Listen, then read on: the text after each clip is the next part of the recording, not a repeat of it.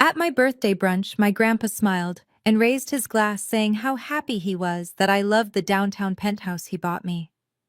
I stared at him and whispered that I lived in a flooded basement. My dad dropped his fork and the room fell into a dead silence as a $1 million lie unraveled. My name is Riley, 33 years old, and for my entire life I have been the scapegoat of my family.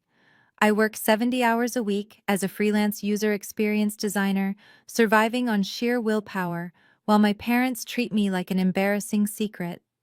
Before I continue this story, let me know where you are watching from in the comments below. Hit like and subscribe if you have ever had to stand up to toxic relatives who tried to destroy your life for their own benefit.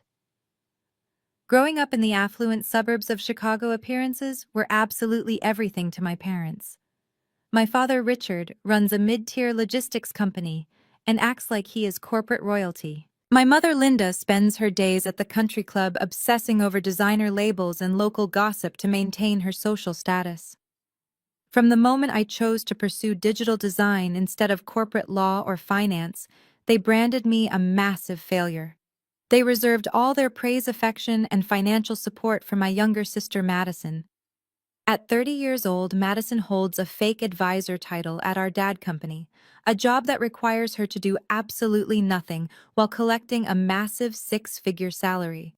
She is married to Terrence, an African-American man who confidently calls himself a tech startup founder. In reality, Terrence is just a smooth talker who burns through investor cash on projects that never materialize. They are the golden couple paraded around by my parents at every high society event, while I am shoved into the background and treated like the family disappointment. The confrontation that shattered our family illusion happened last Sunday. My grandfather Harrison had flown in from Florida to celebrate my 33rd birthday. Grandpa Harrison is a retired real estate mogul, a sharp and brilliant man who built a massive empire from absolutely nothing.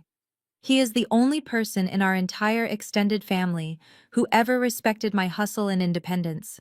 Because he was paying the bill, my parents enthusiastically booked a private dining room at a ridiculously expensive Michelin star restaurant in downtown Chicago. I arrived straight from a massive client deadline, physically exhausted, but genuinely happy to see my grandfather. I was wearing a simple 3-year-old navy dress that I thought looked perfectly fine and professional. My mother, Linda, took one look at me as I walked through the heavy oak doors and let out a dramatic theatrical sigh. She leaned across the table, her heavy diamond bracelets clinking loudly against her crystal champagne flute. "Riley, darling," she said, her voice intentionally loud enough for the hovering waiter to hear. "Did you really have to wear that outdated rag to a place like this? I offered to take you shopping last month. You look like you just crawled out of a discount thrift store."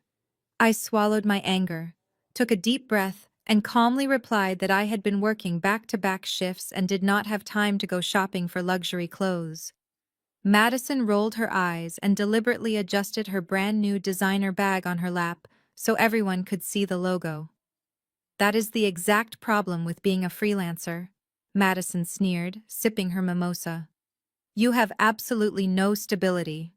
Terrence just secured another round of seed funding for his new app. "We are thinking about upgrading our luxury cars next week. Success really is about having a winner mindset, Riley. You should try it sometime." Terrence smirked, swirling his expensive scotch in his glass. He spent the next 20 minutes aggressively bragging about his imaginary tech empire, talking about valuation metrics and disruptive paradigms, while my father nodded along eagerly, like Terrence was the greatest genius of our generation. I sat quietly sipping my ice water, completely used to this exact toxic dynamic. I lived in a cramped, damp basement apartment in the deep suburbs that cost me $1,200 a month. The plumbing constantly leaked, and I had to shove old towels under the front door whenever it rained. But I paid for it myself, and that hard-earned independence was the only thing keeping me sane. Then the main courses were cleared away by the attentive staff, and the waiter brought out a beautiful chocolate cake. Grandpa Harrison smiled warmly, his sharp eyes crinkling at the corners. He stood up slowly and tapped his crystal water glass with a silver spoon.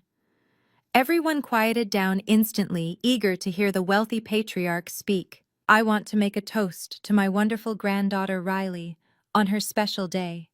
He began, his voice filled with a genuine affection I rarely heard from anyone else. You have always been such a hard worker. You forged your own path, and you never asked anyone for a handout. That kind of resilience and grit is incredibly rare these days. I felt a heavy lump form in my throat. It was the first genuinely nice thing anyone had said to me all year. My grandfather continued looking directly into my eyes.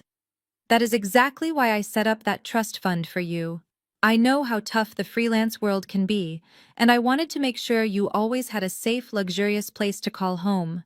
I am so incredibly happy you are enjoying the downtown Chicago penthouse I bought you 3 years ago. At least you never have to worry about making rent while you build your incredible business. The room froze entirely. The silence was so sudden and absolute that the soft background jazz music of the restaurant suddenly sounded deafening. I stared at my grandfather, completely baffled and disoriented. My mind raced frantically, trying to process his impossible words. Trust fund, downtown Chicago penthouse. 3 years ago, none of it made any logical sense to my reality. I looked at him, my voice trembling as I finally whispered, "Grandpa, what penthouse? I do not have a trust fund. I am renting a flooded basement apartment in the suburbs for $1,200 a month." The color instantly drained from my father Richard's face. He dropped his heavy silver fork, and it hit his porcelain plate with a loud, sharp clatter that echoed violently through the private dining room. My mother, Linda, looked like she had just seen a ghost, her jaw practically unhinged. Madison suddenly looked down at her lap, refusing to make eye contact with anyone, while Terrence stiffened in his chair, his arrogant smirk completely vanishing into thin air. Grandpa Harrison narrowed his eyes. The warm, grandfatherly expression vanished in a millisecond, replaced by the ruthless real estate tycoon who had crushed industry competitors for decades. He looked at my parents, then darted his gaze back to me. "What do you mean you live in a basement?"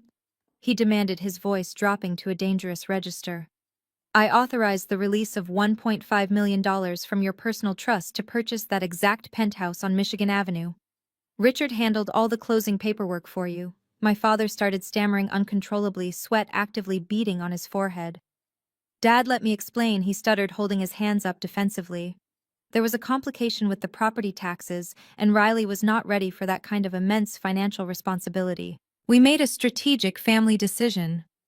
Grandpa Harrison did not even let him finish the pathetic sentence. He pulled his cell phone from his tailored suit jacket and dialed a number with furious precision. He slammed the phone onto the center of the dining table and hit the speaker button. The line rang twice before a crisp, highly professional female voice answered the call. "Vivian Cole, Trust and Real Estate Attorney." "How can I help you, Harrison?" My grandfather leaned forward, his voice dangerously calm and lethal. "Vivian, I need you to pull up the official property deed for the Michigan Avenue penthouse right now. Tell me exactly who is listed as the legal owner of that property." We waited in agonizing, suffocating silence for 10 long seconds while Vivian typed rapidly on her keyboard. The clicking stopped. "The property is currently registered to Terrence and Madison," Vivian announced clearly through the speaker. "Would you like me to send you the official documentation?" The blood drained from my father's face so quickly he looked physically ill. He did not even wait for the call to disconnect. He pushed his chair back so violently, it tipped over onto the plush carpet with a heavy thud.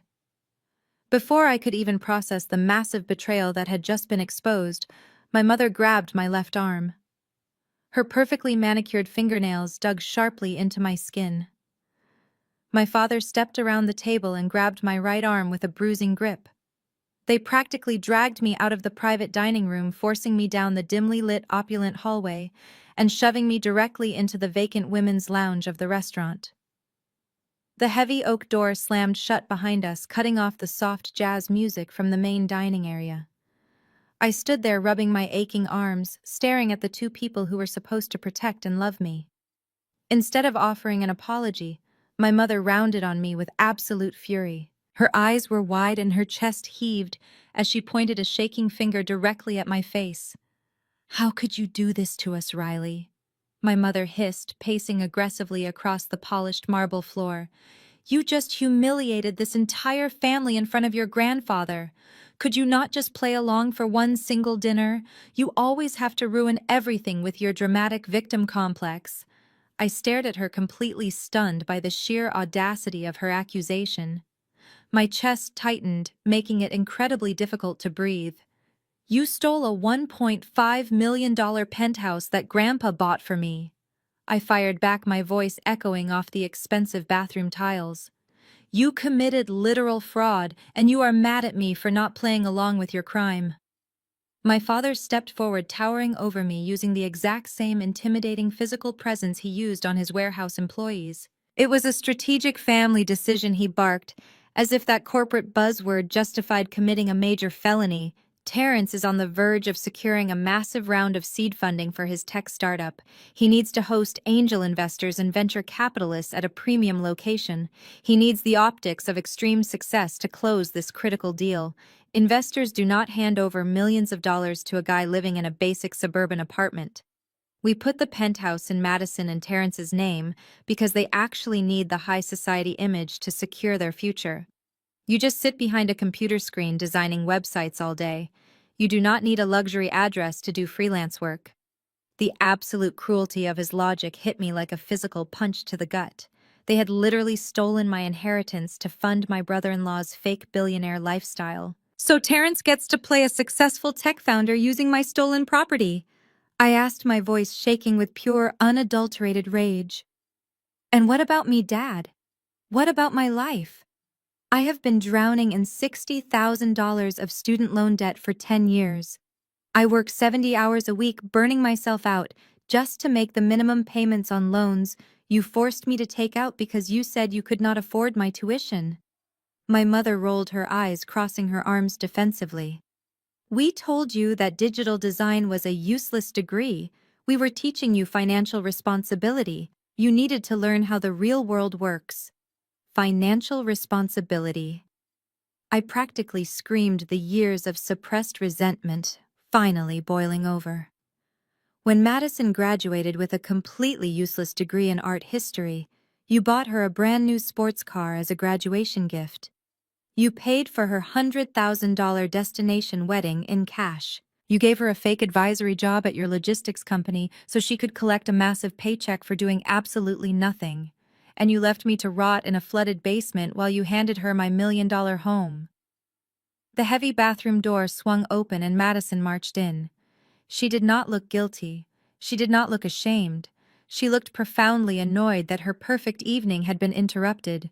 She was clutching her designer purse, her high heels clicking sharply against the marble floor. "You are being entirely unreasonable," Riley Madison sneered, stepping right up to me with an entitled glare. "Terrence and I are building an empire. We are creating generational wealth for this entire family. You are just being selfish because you are jealous of our success and our marriage. Your success is literally built on a stolen apartment," I shot back, refusing to back down from her condescending stare. Madison let out a dramatic sigh, unzipping her expensive leather bag. She pulled out a sleek custom checkbook and a gold-plated pen. She scribbled something down rapidly, ripped the check from the binding, and threw it aggressively at my chest. It fluttered down to the wet marble floor near my cheap shoes. "There is $10,000, Madison said, her tone dripping with intense superiority.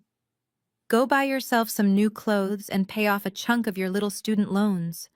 Consider it a generous gift. Now wipe your face, walk back out to that table and tell Grandpa Harrison that you willingly transferred the deed to us because you could not afford the maintenance fees. Fix this mess right now, or I swear to God Dad will use his corporate connections to make sure you never get another freelance client in this city again." They all stared at me, waiting for me to break. They expected me to lower my head, pick up the money, and surrender to their demands. They had conditioned me my entire life to accept their scraps and take the blame for their terrible behavior. I looked down at the $10,000 check lying in a puddle of water. Then I looked at my mother, my father, and the golden child sister who had stolen my entire future without a single ounce of remorse. I bent down slowly and picked up the piece of paper. Madison smirked, clearly thinking she had won the negotiation. Instead of thanking her, I gripped the edges of the check and tore it straight down the middle. I tore it again and again, until it was nothing but tiny shreds of worthless paper. I threw the confetti directly into Madison's perfectly contoured face. Before she could even react to the flying paper, I grabbed a heavy glass tumbler sitting on the bathroom vanity filled to the brim with iced lemon water meant for the lounge guests. With one swift, deliberate motion, I threw the entire glass of freezing water directly into Madison's face. She shrieked in absolute horror as the icy water ruined her expensive makeup and soaked the front of her silk designer blouse. My mother screamed, rushing forward to grab a towel while my father shouted my name in pure, unbridled rage. I did not stay to listen to their empty threats or their screaming. I turned on my heel and walked out of the bathroom, my head held high, my posture completely rigid. I marched down the hallway and strode back into the private dining room, fully prepared to tell my grandfather the entire unvarnished truth about their abuse. But when I reached our table, the room was empty. The expensive plates of untouched food were still sitting there, but Grandpa Harrison was gone. Terrence was nowhere to be seen either. The only thing left on the table was the black leather check presenter. I walked over to it, my heart pounding heavily against my ribs.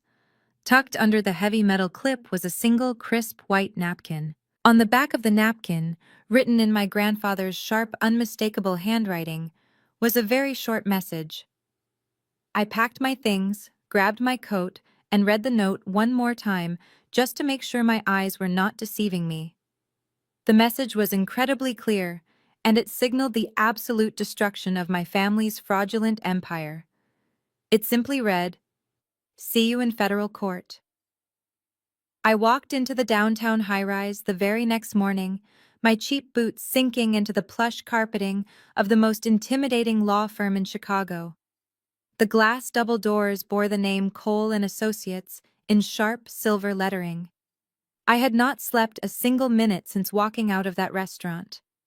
My mind had been spinning with the sheer magnitude of the betrayal, replaying my father yelling about strategic family decisions while my mother dug her nails into my arm. I was exhausted, running on black coffee and pure adrenaline, but I stood up straight as the receptionist guided me down a long hallway overlooking the city skyline. Vivian Cole was waiting for me in a corner office that radiated absolute power. She was a striking woman in her late 40s, wearing a tailored charcoal suit that probably cost more than my entire annual rent. She did not offer me a warm, comforting smile or useless platitudes about how hard family drama could be.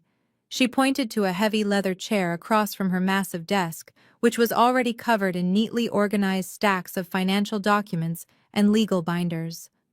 "Your grandfather called me the moment he left the restaurant yesterday," Vivian said, her voice crisp and completely devoid of emotion. "He authorized me to use the full weight of this firm to tear down whatever fraudulent structure your parents have built. We are not treating this as a family dispute, Riley. We are treating this as a hostile corporate takeover." She slid a thick manila folder across the polished mahogany desk. "Open it," she instructed. I opened the folder, my hands trembling slightly as I looked at the top document. It was a standard real estate transfer form, officially moving the deed of the Michigan Avenue penthouse from my personal trust fund into the names of Madison and Terrence. The paperwork was stamped, notarized, and legally binding. But that was not what made the blood freeze in my veins. "Look at the bottom of the second page," Vivian commanded, tapping her expensive pen against the paperwork. "Look at the authorization signature." I flipped the page and stared at the ink. There, sitting right above a printed line, with my full legal name, was a signature. It looked remarkably close to my handwriting, mimicking the sharp loops and the slight slant I always used. But it was not my signature. I traced my finger over the ink, a wave of profound nausea washing over me. "I did not sign this," I whispered, my voice sounding incredibly small in the massive office. "I have never seen this document in my entire life." Vivian nodded, her expression hardening into something predatory and dangerous. "I know you did not sign it," she replied, leaning back in her leather chair. because doing so would require an overriding authorization to bypass the strict stipulations of the trust fund your grandfather set up. Your parents could not simply ask the bank to transfer the deed. They needed absolute legal authority to act on your behalf. She slid a second document across the desk, placing it directly next to the fraudulent deed transfer. This is a durable power of attorney, Vivian explained. It was filed exactly 3 years ago, right around the time the trust fund released the money for the penthouse. I read the legal jargon, my chest tightening with every single word. The document explicitly granted my father, Richard, complete control over my financial decisions, real estate holdings, and trust fund allocations. It essentially declared that I was willingly surrendering my financial autonomy to him. And right there at the bottom, heavily notarized and officially filed with the state of Illinois, was another perfect forgery of my signature. They forged my name to give my father total control over my life. I said the reality of their crime fully crashing down on me. My own parents forged a legal document just so they could steal a luxury apartment and hand it to my sister. Vivian leaned forward, folding her hands on the desk. They did not just forge a document, Riley. They engaged in a highly calculated multi-state criminal conspiracy. Your grandfather trust is based in Florida. The property is in Illinois. The electronic transfer of $1.5 million across state lines using a forged power of attorney is not a simple civil matter. This is federal wire fraud. It is identity theft. It is a severe felony that carries mandatory federal prison time. The words echoed in my head. Federal prison. My parents had been so blinded by their obsession with maintaining a fake high society image, so determined to prop up Terrence and Madison, that they had casually committed a federal crime. They had risked everything just to ensure their golden child could play house in a penthouse while I drowned in a flooded suburban basement. We are going to file a civil suit to immediately contest the deed, Vivian continued, her eyes locking onto mine with absolute certainty. But I am also preparing a comprehensive dossier to hand directly to the FBI. Your father thinks his logistics company and his country club connections make him untouchable. We are going to show him exactly what happens when you commit federal fraud against a trust fund managed by this law firm. I felt a sudden, fierce surge of vindication. For 33 years I had been told I was the failure. I had been gaslit into believing my struggles were my own fault. But I was not the failure. They were criminals. Vivian turned to her dual computer monitors, her fingers flying across the keyboard.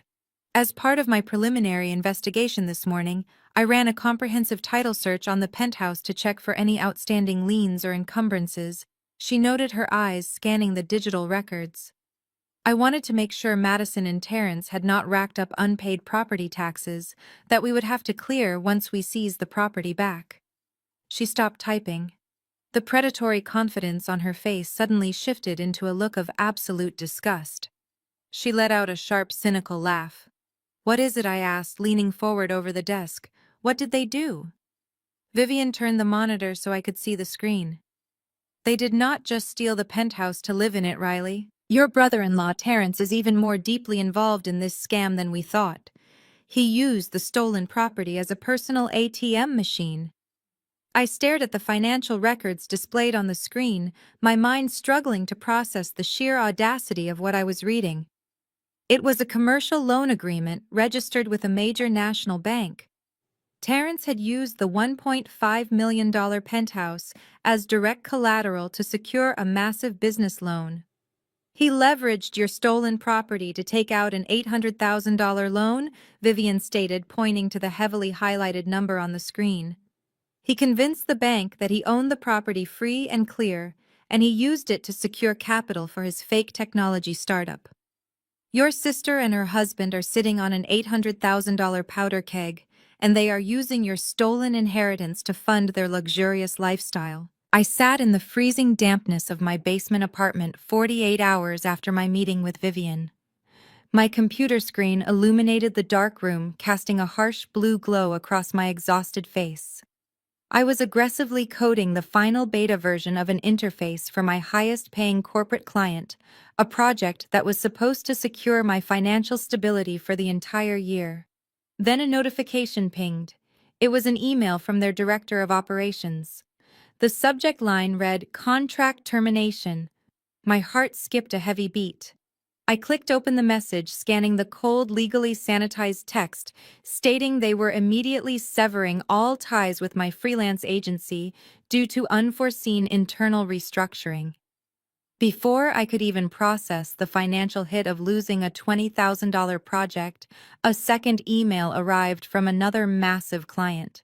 It was the exact same script: contract canceled, services no longer required. In the span of 3 minutes, my entire projected income for the next 6 months vanished into completely thin air. My phone began to vibrate on the cheap particle board desk, the harsh buzzing sound startling me. The caller ID flashed my father's name. Richard never called me during business hours unless he needed to berate me or demand a favor for Madison. I swiped the green button and pressed the phone to my ear, my hand shaking with a mixture of dread and surging adrenaline. "Hello," I said, keeping my voice entirely flat. A low, arrogant chuckle echoed through the receiver. "I assume you have checked your email by now," Richard said, his tone dripping with the kind of smug satisfaction he usually reserved for crushing his business competitors. "You did this," I stated. It was not a question. It was an absolute realization of how deeply malicious my own father could be. I did what any protective father would do when an ungrateful child tries to destroy her own family. Richard replied, his voice hardening into a vicious snarl. "You really thought you could hire some fancy downtown lawyer and wage war against us without consequences?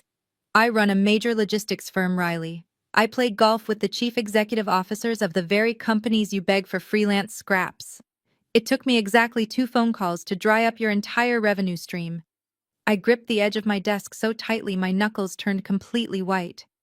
"You are intentionally starving me out," I whispered, sickened by the reality of his ruthless strategy. "I am teaching you a necessary lesson about loyalty and hierarchy." Richard shot back with absolute venom. "Here is the deal. You are going to call your aggressive little attorney right now and drop this entire ridiculous lawsuit. You will sign a legally binding non-disclosure agreement stating the penthouse belongs to Madison and Terrence. You will walk away quietly, and maybe I will make another phone call to get your little design contracts reinstated. If you refuse, I will personally ensure you are permanently blacklisted from the entire digital design industry. You will never secure another freelance client in this state again. You will be buried in your student loan debt until they repossess whatever pathetic belongings you have left in that flooded basement." He paused, clearly waiting for me to break down. He expected the sound of muffled sobs. He expected the desperate apologies I had been conditioned to offer since childhood. Instead, a wave of profound, icy clarity washed over my entire body. "You think cutting off my money will force me to submit to you?" I asked, my voice dropping to a dangerous, steady whisper. "You think I am going to roll over and let you steal $1 million from me just so I can keep designing web pages for your corrupt country club friends?" Richard scoffed loudly into the receiver. "You have absolutely no leverage, Riley. You have no money, no clients, and no power. Do not be stupid. I will see you in federal court, Dad," I said, and immediately ended the call. I tossed the phone onto my desk and stared at the concrete wall of my apartment. Panic threatened to claw its way up my throat. My rent was due in exactly 5 days. My student loan provider was already sending warning notices. I had precisely $400 left in my checking account, and Vivian required a massive retainer fee to fast-track the federal filings and the civil litigation. Richard had calculated my financial ruin perfectly, assuming my poverty would force my immediate surrender. He had severely underestimated the survival instincts of a woman who had been fighting for her own life since the day she turned 18. I did not shed a single tear. Crying was a luxury I could no longer afford. I grabbed my keys, shoved my laptop into my worn backpack, and walked out to the muddy driveway where my 10-year-old sedan was parked. The car was a battered, reliable machine I had painstakingly paid off during my early 20s. It was my only mode of transportation, my only real asset aside from the stolen trust fund. I drove straight to a large used car dealership on the outskirts of the city. I did not haggle. I did not negotiate for a better price. I slammed the title onto the salesman's desk and demanded a direct cash buyout right then and there. 2 hours later, I walked out of that dealership with a cashier's check for exactly $8,000, leaving my only car sitting in their back lot. I took the city bus all the way back to the downtown financial district. The rain started pouring down, soaking through my cheap jacket by the time I reached the towering glass building of Cole and Associates. I bypassed the receptionist, marching straight down the hallway with a singular burning focus.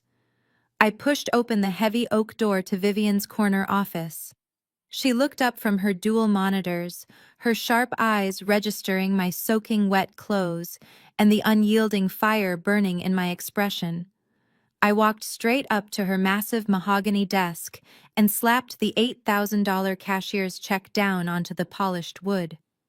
Richard just used his corporate network to kill my top 2 contracts, I announced, my voice echoing with pure lethal determination. He thinks starving me out will stop the lawsuit. He thinks I am completely paralyzed. Vivian looked at the check, then looked up at my face. A slow, predatory smile spread across her red lips. She recognized a fighter when she saw one. Take the money, I instructed her, my gaze locked onto hers. Do not wait for the standard civil court summons. I want you to bypass the normal procedures and hit them where it actually hurts. File the emergency asset freeze against Terrence right this second. Shut down every single bank account tied to that penthouse. Cut off the oxygen to his fraudulent startup and freeze every dollar he stole from my inheritance. Let my father see exactly what happens when he tries to starve out a woman who already knows how to survive in the dark. I sat on the edge of my thrifted mattress in my freezing basement apartment, watching the blatant delusion unfold in real time on my laptop screen. Madison was broadcasting live on Instagram. The high-definition video showed the sprawling $1.5 million Michigan Avenue penthouse dripping in excessive luxury. Waitstaff in crisp black uniforms circulated through the open-concept living room, carrying silver trays loaded with imported caviar and vintage champagne. The massive windows showcased the glittering Chicago skyline, a truly breathtaking view that was legally paid for by my grandfather trust fund. Yet there was my sister wearing a silk designer dress, twirling for the camera with a glass of sparkling wine in her hand. Welcome to our official housewarming and seed funding gala. Madison squealed into the microphone, her perfect smile masking the absolute fraud of her existence. She flipped the camera lens to show Terrence.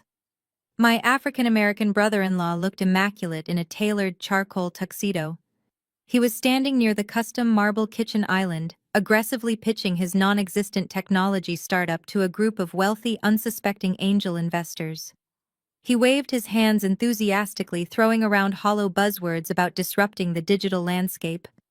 The investors nodded clearly, captivated by the illusion of extreme wealth the penthouse provided. Terrence was using my stolen property as the ultimate shiny lure to trap venture capitalists into handing over their cash. A new photo popped up on Madison timeline. It was a perfectly staged family portrait. Richard and Linda stood proudly next to Terrence and Madison in front of the penthouse fireplace. My parents beamed with pure arrogance. The caption beneath the photo read, "Family is the ultimate foundation. So incredibly blessed to celebrate my brilliant husband and our beautiful new home. Thank you, Mom and Dad, for always supporting our massive dreams." I slammed my laptop shut, a bitter laugh escaping my throat. They were dancing on the deck of a sinking ship, completely oblivious to the massive legal iceberg Vivian Cole was currently dragging directly into their path. I grabbed my heavy backpack and headed straight back to the downtown law firm. I had barely slept, but the adrenaline surging through my veins made me feel entirely invincible.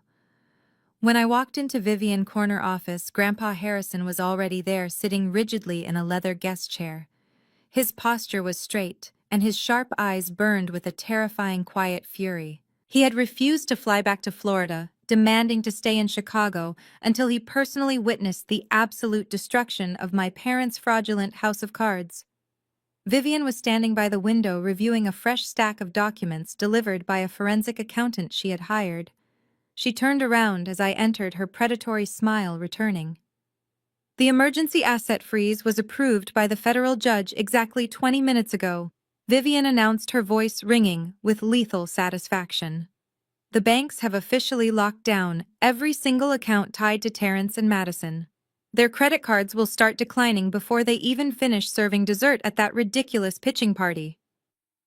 I let out a heavy breath, feeling the first real wave of triumph. But Vivian held up her hand, signaling she was not finished. The smile faded from her face, replaced by a look of sheer cold disbelief. When we subpoenaed the financial records to execute the freeze, the forensic accountant uncovered something completely absurd. Vivian continued, walking back to her mahogany desk. We knew Terrence took out an $800,000 commercial loan using your stolen penthouse as collateral. But what confused us was how he managed to avoid defaulting on that massive debt. Terrence has zero legitimate income. His tech startup generates absolutely no revenue. The monthly interest payments on a high-risk commercial loan of that size are astronomically high. The bank would have foreclosed on the penthouse months ago if he missed a single payment. Grandpa Harrison leaned forward, resting his hands heavily on his wooden cane. So how exactly has that fraudster been keeping the bank off his back? He demanded. Vivian slid a printed financial ledger across the desk toward me. I looked down at the highlighted columns. The numbers documented a series of massive, frantic wire transfers funneling directly into Terrence's business account on the first of every single month. I traced the routing numbers back to their source, my chest tightening as the horrible, pathetic truth finally clicked into place. My parents, I whispered, staring at the bank statements in total shock. Richard and Linda have been paying the interest on his loan. They have been doing a lot more than just paying it, Vivian corrected sharply. Your father logistics company has been hemorrhaging money for the past 2 quarters. He did not have the liquid cash to cover Terrence's debts. So Richard and Linda quietly liquidated their entire retirement accounts. They drained every single penny they had saved for their old age.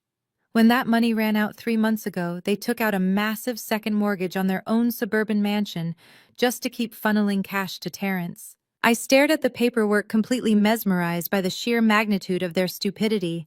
My parents, who had constantly lectured me about financial responsibility, who had viciously mocked me for taking out student loans to pay for my education, had literally bankrupted themselves.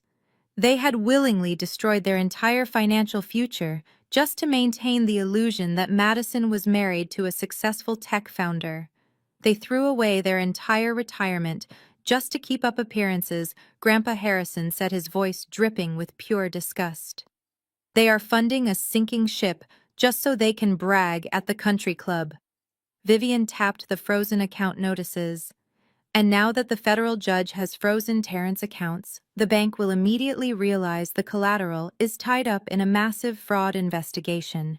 The bank will instantly call in the entire $800,000 loan. Terrence cannot pay it back. Richard and Linda have no retirement funds left to bail him out. I looked at the printed photo of Madison's Instagram post sitting on Vivian's desk. Family is the ultimate foundation. They were throwing a lavish party, sipping expensive champagne, completely unaware that the financial ground beneath their feet had already disintegrated. They were not building an empire. They were all sitting together on a massive ticking time bomb, and the timer had just hit 0. The private elevator glided silently up to the top floor of the Michigan Avenue high-rise. I stood between Vivian Cole and 2 broad-shouldered Cook County Sheriff deputies. My heart was pounding a steady, relentless rhythm against my ribs, but my hands were completely still.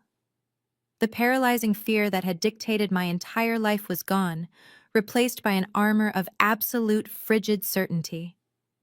The elevator chimed softly, and the heavy, brushed steel doors slid open, revealing the private foyer of my stolen penthouse. The heavy double doors leading into the main living space were propped wide open to accommodate the caterers. A wave of loud, arrogant laughter and the clinking of crystal champagne flutes washed over us. I stepped right through the entryway, my cheap boots sinking into the imported Persian rug that my sister had undoubtedly purchased with stolen funds. The penthouse was packed with Chicago elite. Men in bespoke tailored suits and women draped in designer silk milled around the massive open-concept living room. In the center of it all, standing in front of the floor-to-ceiling windows that framed the glittering city skyline, was Terrence. He was holding court with a group of older, wealthy-looking men, aggressively gesturing with his hands as he pitched his non-existent tech startup. My parents, Richard and Linda, stood nearby, practically glowing with borrowed pride. And there was Madison wearing a diamond necklace and a smug proprietary smile, holding a silver tray of appetizers. She spotted me instantly. The smug smile evaporated from Madison's face, replaced by a contortion of pure, unadulterated rage.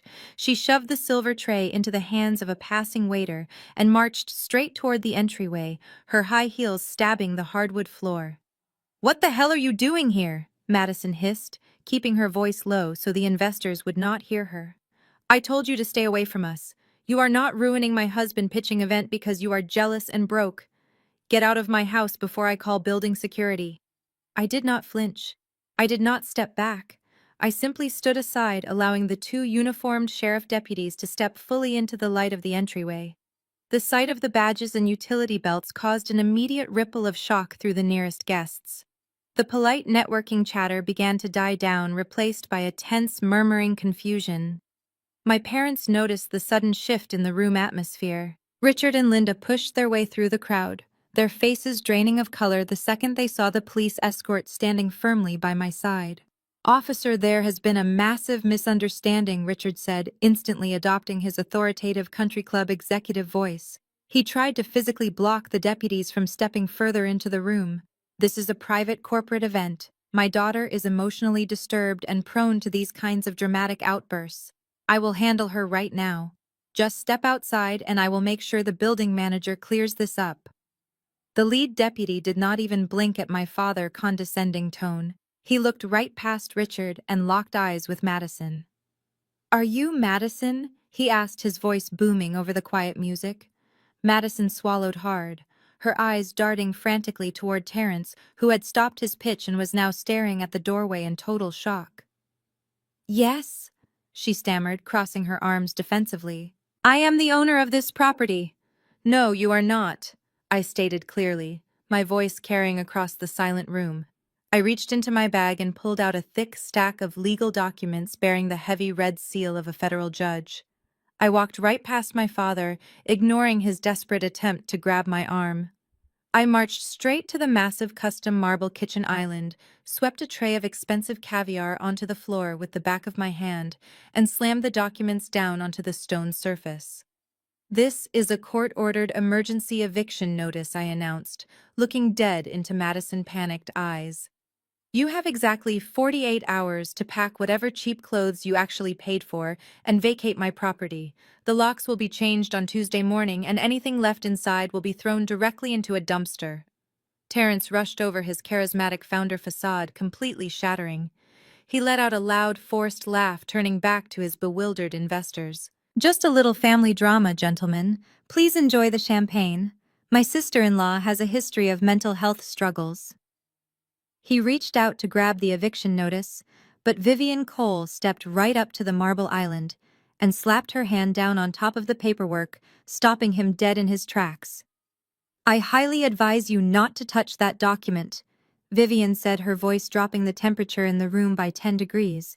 Vivian turned her back on my family and faced the crowd of wealthy investors. She stood tall, a legal shark who had completely cornered her bleeding prey.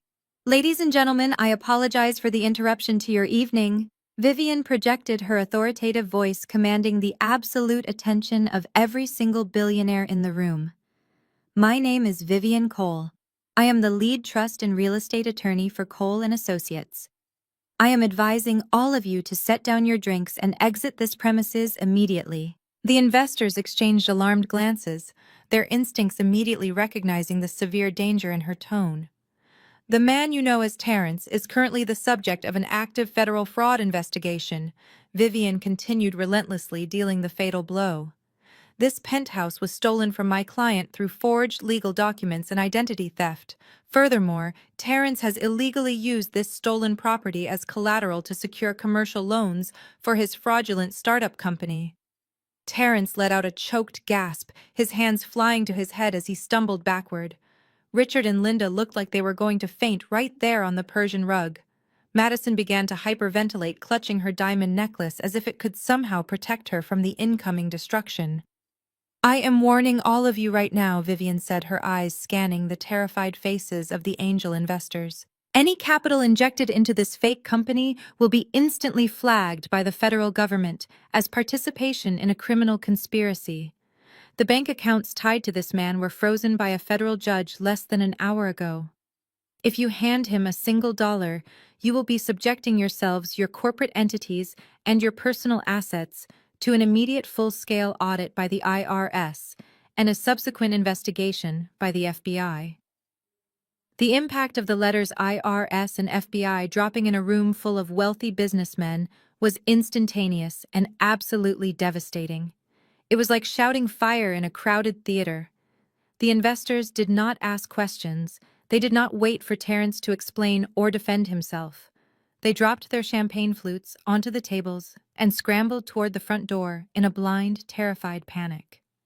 They pushed past my screaming mother and my frozen father, desperate to distance themselves from the radioactive fallout of a federal fraud case. Terrence lunged forward, grabbing the sleeve of an older investor who was rushing toward the exit. "Wait, please, it is a lie. I have the pitch deck. I have the metrics." The investor violently yanked his arm out of Terrence's grip. "Do not ever contact me or my firm again," the man snarled, disgusted. "You are a complete liability." Within 90 seconds, the sprawling, luxurious penthouse was entirely empty of guests.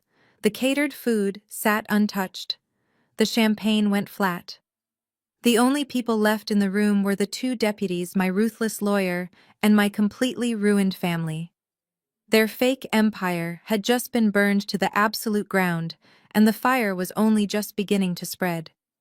The heavy oak doors of the penthouse stood wide open, framing the absolute devastation we had just unleashed.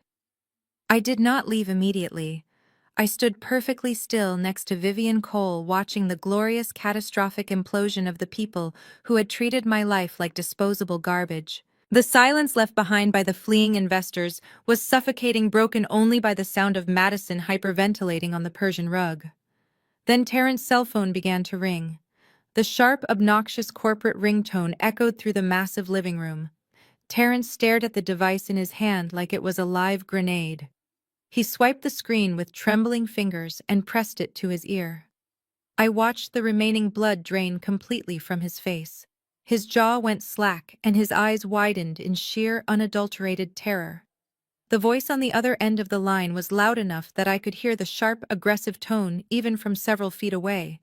It was a senior executive from his commercial bank. The automated federal asset freeze had triggered a massive internal alarm across their entire lending department. The bank had instantly discovered that the primary collateral for Terrence's $800,000 loan was now classified as stolen property under a federal fraud investigation. "No. Listen to me, you cannot do that," Terrence begged, his voice cracking with pure desperation. "I just need 48 hours to restructure the capital. I have investors lined up. We are finalizing the term sheets right now." The banking executive did not care about his pathetic lies. The voice on the phone delivered the fatal blow, officially calling in the entire balance of the commercial loan, effective immediately due to a severe breach of contract and suspected criminal fraud. The bank was seizing whatever digital funds were left and initiating immediate legal action to recover the rest. The line went completely dead. Terrence lowered the phone, his hands shaking violently. The charismatic, polished technology founder facade did not just slip, it completely shattered into a million jagged pieces. He let out a primal, deafening roar of absolute rage. He turned around and hurled his expensive smartphone directly at the floor-to-ceiling window. The device shattered against the reinforced glass, raining plastic and metal shards onto the hardwood floor. Madison screamed, covering her face as Terrence completely lost his mind. He grabbed a tray of half-empty crystal champagne flutes from the marble kitchen island and swept it onto the floor with a violent sweeping motion. Glass exploded everywhere. He kicked a velvet bar stool, sending it crashing into the custom cabinetry. His billion-dollar startup, his entire fake identity, had just been vaporized in a single phone call. Terrence spun around, his chest heaving, and directed his explosive, unrestrained fury squarely at my parents. He pointed a trembling, accusing finger directly at my father. "You told me the paperwork was bulletproof!" Terrence screamed, his voice raw and echoing with panic. "You swore to me that the forged power of attorney was completely untraceable. You said you had total control over her trust fund and that no one would ever question the deed transfer. You promised me this collateral was entirely safe." Richard took a frightened step backward, raising his hands in a pathetic attempt to pacify his enraged son-in-law. "Keep your voice down, Terrence," my father hissed, glancing nervously at the two uniformed deputies who were watching the entire meltdown, with their hands resting casually on their utility belts. "We can fix this. I have lawyers, I have connections. We just need to assess the damage and create a mitigation strategy." "Fix this!" Terrence shrieked, taking an aggressive step toward my cowering father. "There is no fixing this. The bank just called in an $800,000 commercial loan. The federal government has frozen my accounts. The IRS is going to tear my entire life apart. I am looking at a decade in a federal penitentiary because you and your greedy wife could not forge a single document correctly. You guaranteed me this luxury address so I could secure funding, and now I am completely ruined." Linda burst into loud theatrical tears, clinging to Richard's arm. Madison scrambled to her feet, trying to grab her husband's shoulder. "Baby, please calm down," she sobbed, her diamond necklace glittering mockingly against her ruined silk dress. "We will figure it out. My parents will sell their house. They will bail us out." Terrence shoved Madison's hand away with intense disgust. "They do not have a house anymore, you idiot," he spat, exposing the final humiliating truth to the entire room. "They took out a second mortgage just to pay the interest on my bank loan. They liquidated their entire retirement. Your parents are as broke and pathetic as you are. I am done with this entire fraudulent family." I turned to Vivian, a cold, satisfied smile touching the corners of my mouth. We had seen enough. The infection was finally killing the host. I thanked the deputies for their service and walked out of my penthouse, leaving my family trapped in the burning wreckage of their own unparalleled greed. The eviction notice gave them 48 hours to vacate the premises, but Terrence did not plan on sticking around to face the devastating consequences. The cowardice that defined his entire existence took full control over the next 12 hours. Terrence knew the federal authorities would be coming for him next. He knew the bank would seize every tangible asset he possessed to cover the massive defaulted loan. While Madison spent the entire night locked in the master bathroom, sobbing hysterically on the marble floor and frantically calling her parents for a financial bailout that would never come, Terrence systematically and ruthlessly dismantled their shared life. He did not pack his clothes or his useless business documents. He packed survival capital. Working in total silence, Terrence stripped the penthouse of every single high-value, easily liquidated item he could get his hands on. He emptied Madison's designer jewelry box, taking the diamond tennis bracelets, the gold watches, and the platinum rings my parents had foolishly gifted her over the years. He packed up the expensive electronics, the limited edition sneakers, and a hidden safe containing $20,000 in emergency cash that was supposed to be their safety net. He stuffed a large duffel bag with a fortune in stolen goods, fully intending to pawn them on the black market to fund his escape from federal jurisdiction. He did not leave a single note. He did not say goodbye to the woman he had promised to build an empire with. When dawn finally broke over the Chicago skyline, casting a cold gray light through the massive penthouse windows, Madison emerged from the bathroom with red, swollen eyes. She called out for her husband, expecting him to comfort her, expecting him to have a magical solution to their sudden poverty. But the apartment was dead silent. Madison walked into the master bedroom and found the empty jewelry boxes scattered across the unmade bed. The safe was hanging wide open, completely cleaned out. Terrence had vanished into thin air, with everything of value leaving his pampered, delusional wife, completely abandoned. Madison collapsed onto the floor of the empty, sealed apartment entirely alone with absolutely nothing left to her name but an impending federal indictment and an eviction notice bearing my signature. The torrential Chicago rain pounded relentlessly against the tiny ground-level window of my basement apartment. I sat at my cheap particle board desk, wrapping my hands around a steaming mug of black coffee, listening to the violent storm raging outside. It had been exactly 72 hours since I walked out of that stolen penthouse, leaving my family to suffocate in the toxic smoke of their own burning empire. The federal asset freeze had triggered a massive chain reaction, and the local news networks were already reporting on a sweeping federal investigation into a prominent logistics executive. My phone had been completely silent, shielded by a new number and strict blocking protocols. I finally felt a profound, untouchable sense of peace. Then a frantic, aggressive pounding echoed down the concrete stairwell leading to my front door. I set my coffee mug down, the dark liquid rippling from the heavy vibrations. Nobody knew my address except my grandfather Harrison and Vivian Cole. I walked slowly toward the entryway, the cold linoleum freezing against my bare feet. I peered through the foggy security peephole. Standing on the flooded concrete landing, completely drenched by the freezing downpour, was my mother. Linda was completely unrecognizable. The woman who religiously attended country club luncheons and obsessed over maintaining a flawless, wealthy aesthetic looked utterly destroyed. Her expensive beige trench coat was soaked through, clinging heavily to her shaking frame. Her custom-highlighted hair was plastered flat against her skull, and dark streaks of expensive mascara ran down her pale cheeks like dirty river water. She was shivering violently, her luxury leather handbag clutched to her chest as the storm battered her without any mercy. I unlocked the heavy deadbolt and pulled the door open just a few inches, leaving the heavy brass chain firmly engaged. The freezing wind immediately whipped into the hallway, bringing the smell of wet asphalt and pure desperation. "Riley!" My mother gasped, her voice cracking as she grabbed the edge of the doorframe with desperate white-knuckled fingers. "Thank God you are here. Please, you have to let me inside. I am freezing." I did not move a single muscle.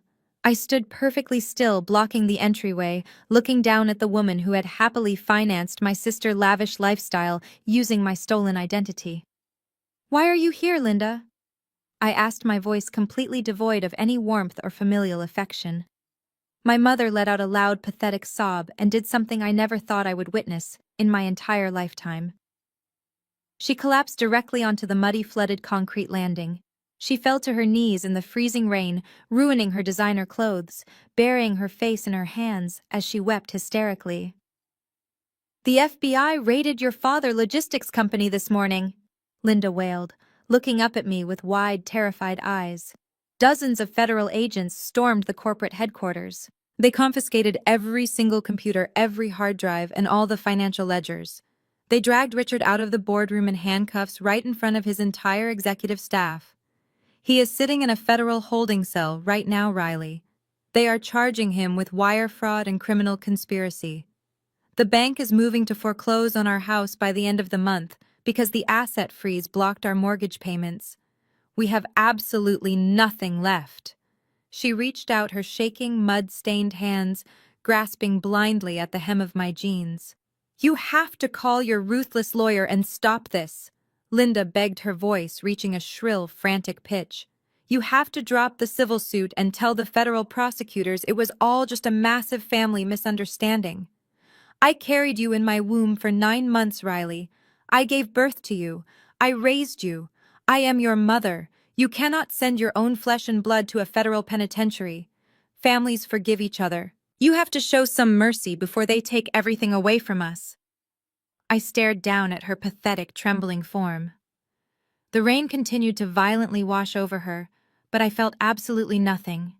No pity, no guilt, no lingering childhood desire to comfort her. The emotional manipulation that had controlled me for 33 years was completely dead-buried under the crushing weight of my $60,000 student loan debt and the blatant theft of my grandfather trust fund. Mercy. I repeated softly, the word tasting like ash in my mouth. Did you show me mercy when I was drowning in debt, working 70 hours a week just to keep the lights on in this miserable flooded basement?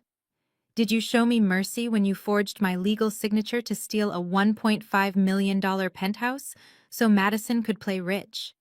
Did you think about family loyalty when you sat at that Michelin star restaurant and publicly called me a worthless failure in front of our entire extended family? Linda choked on a sob, shaking her head frantically.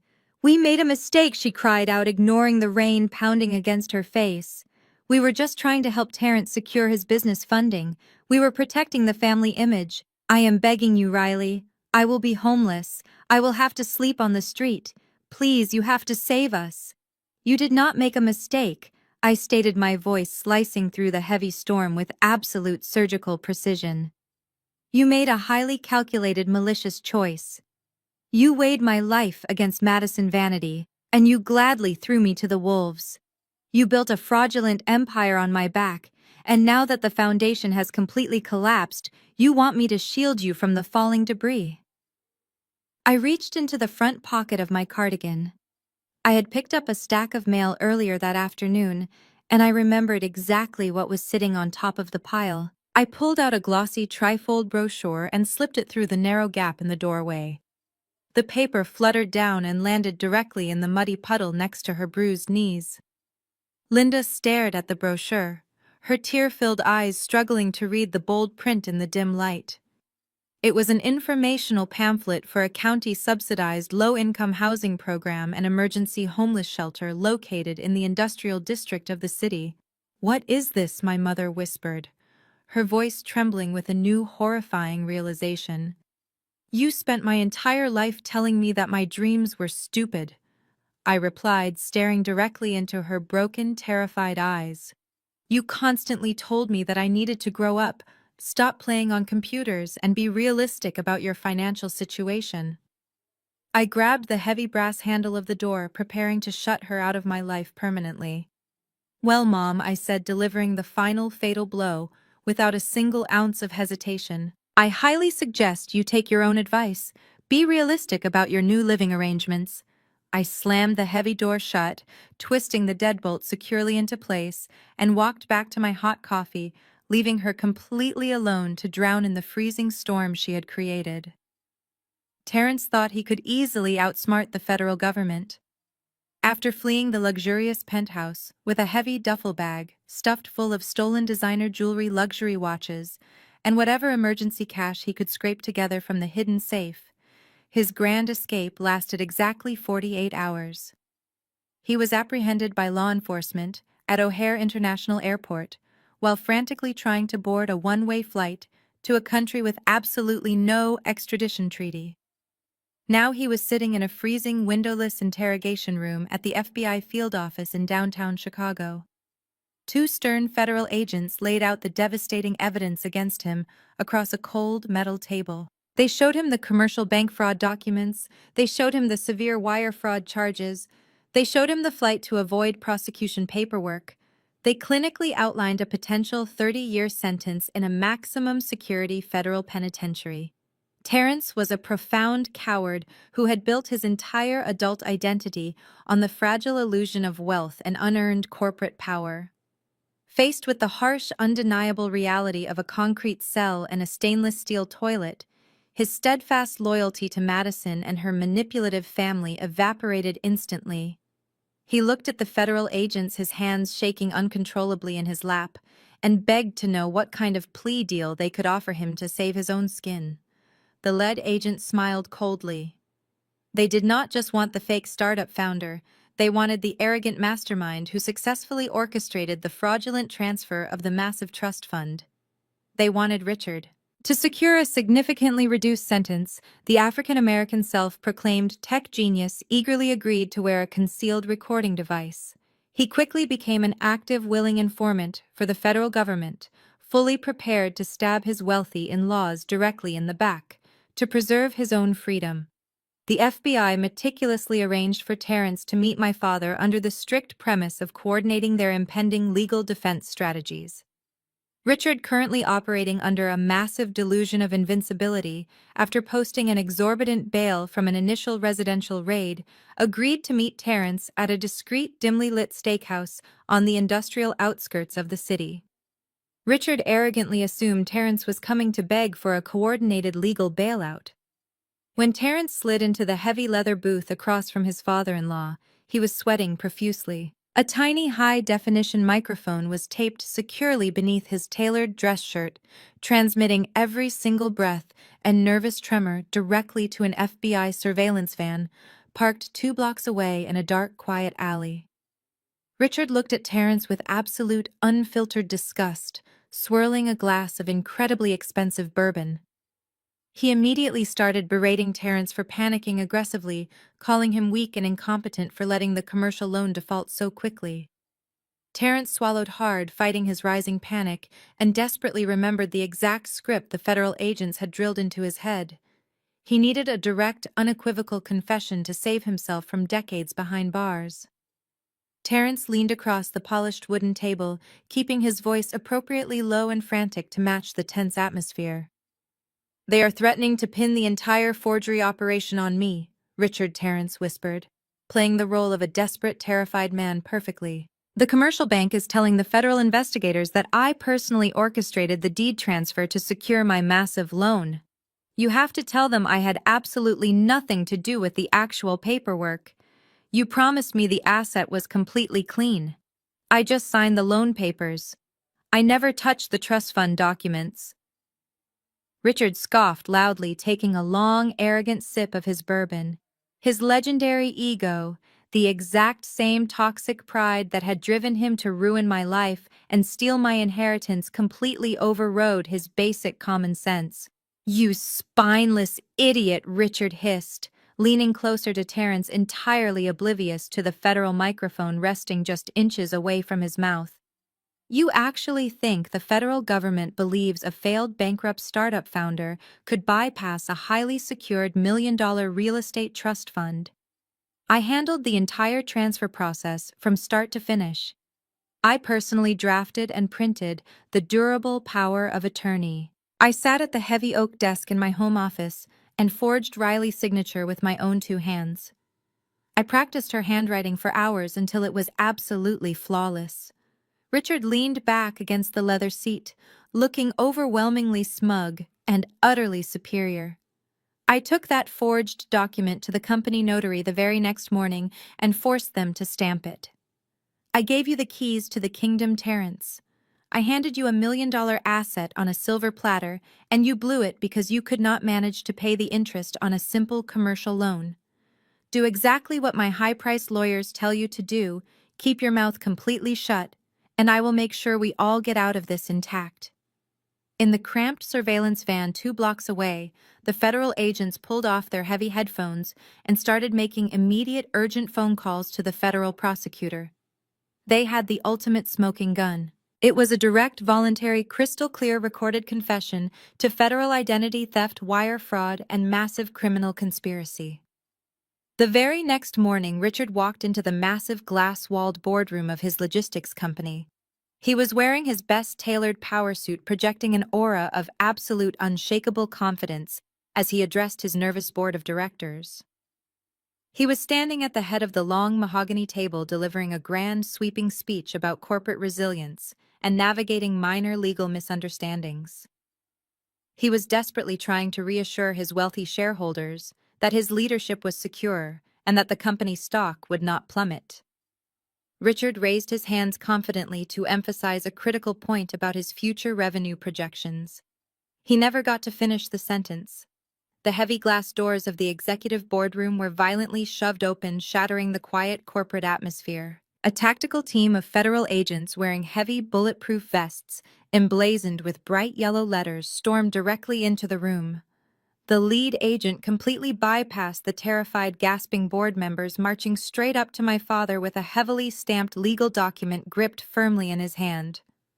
Richard's face went completely gray, all the arrogant color draining away instantly as the federal agent slammed the search warrant down onto the mahogany conference table, officially announcing that his corporate empire was about to be completely dismantled.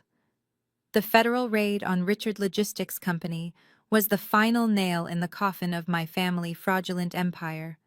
But my sister Madison was a creature built entirely on public perception and social validation. With her husband Terrence sitting in a freezing federal holding cell and our father facing massive felony charges, Madison had absolutely nowhere to run and no stolen money left to hide behind. She was cornered, humiliated, and utterly desperate to regain control of the narrative. So she turned to the only weapon she had left in her pathetic manipulative arsenal: social media.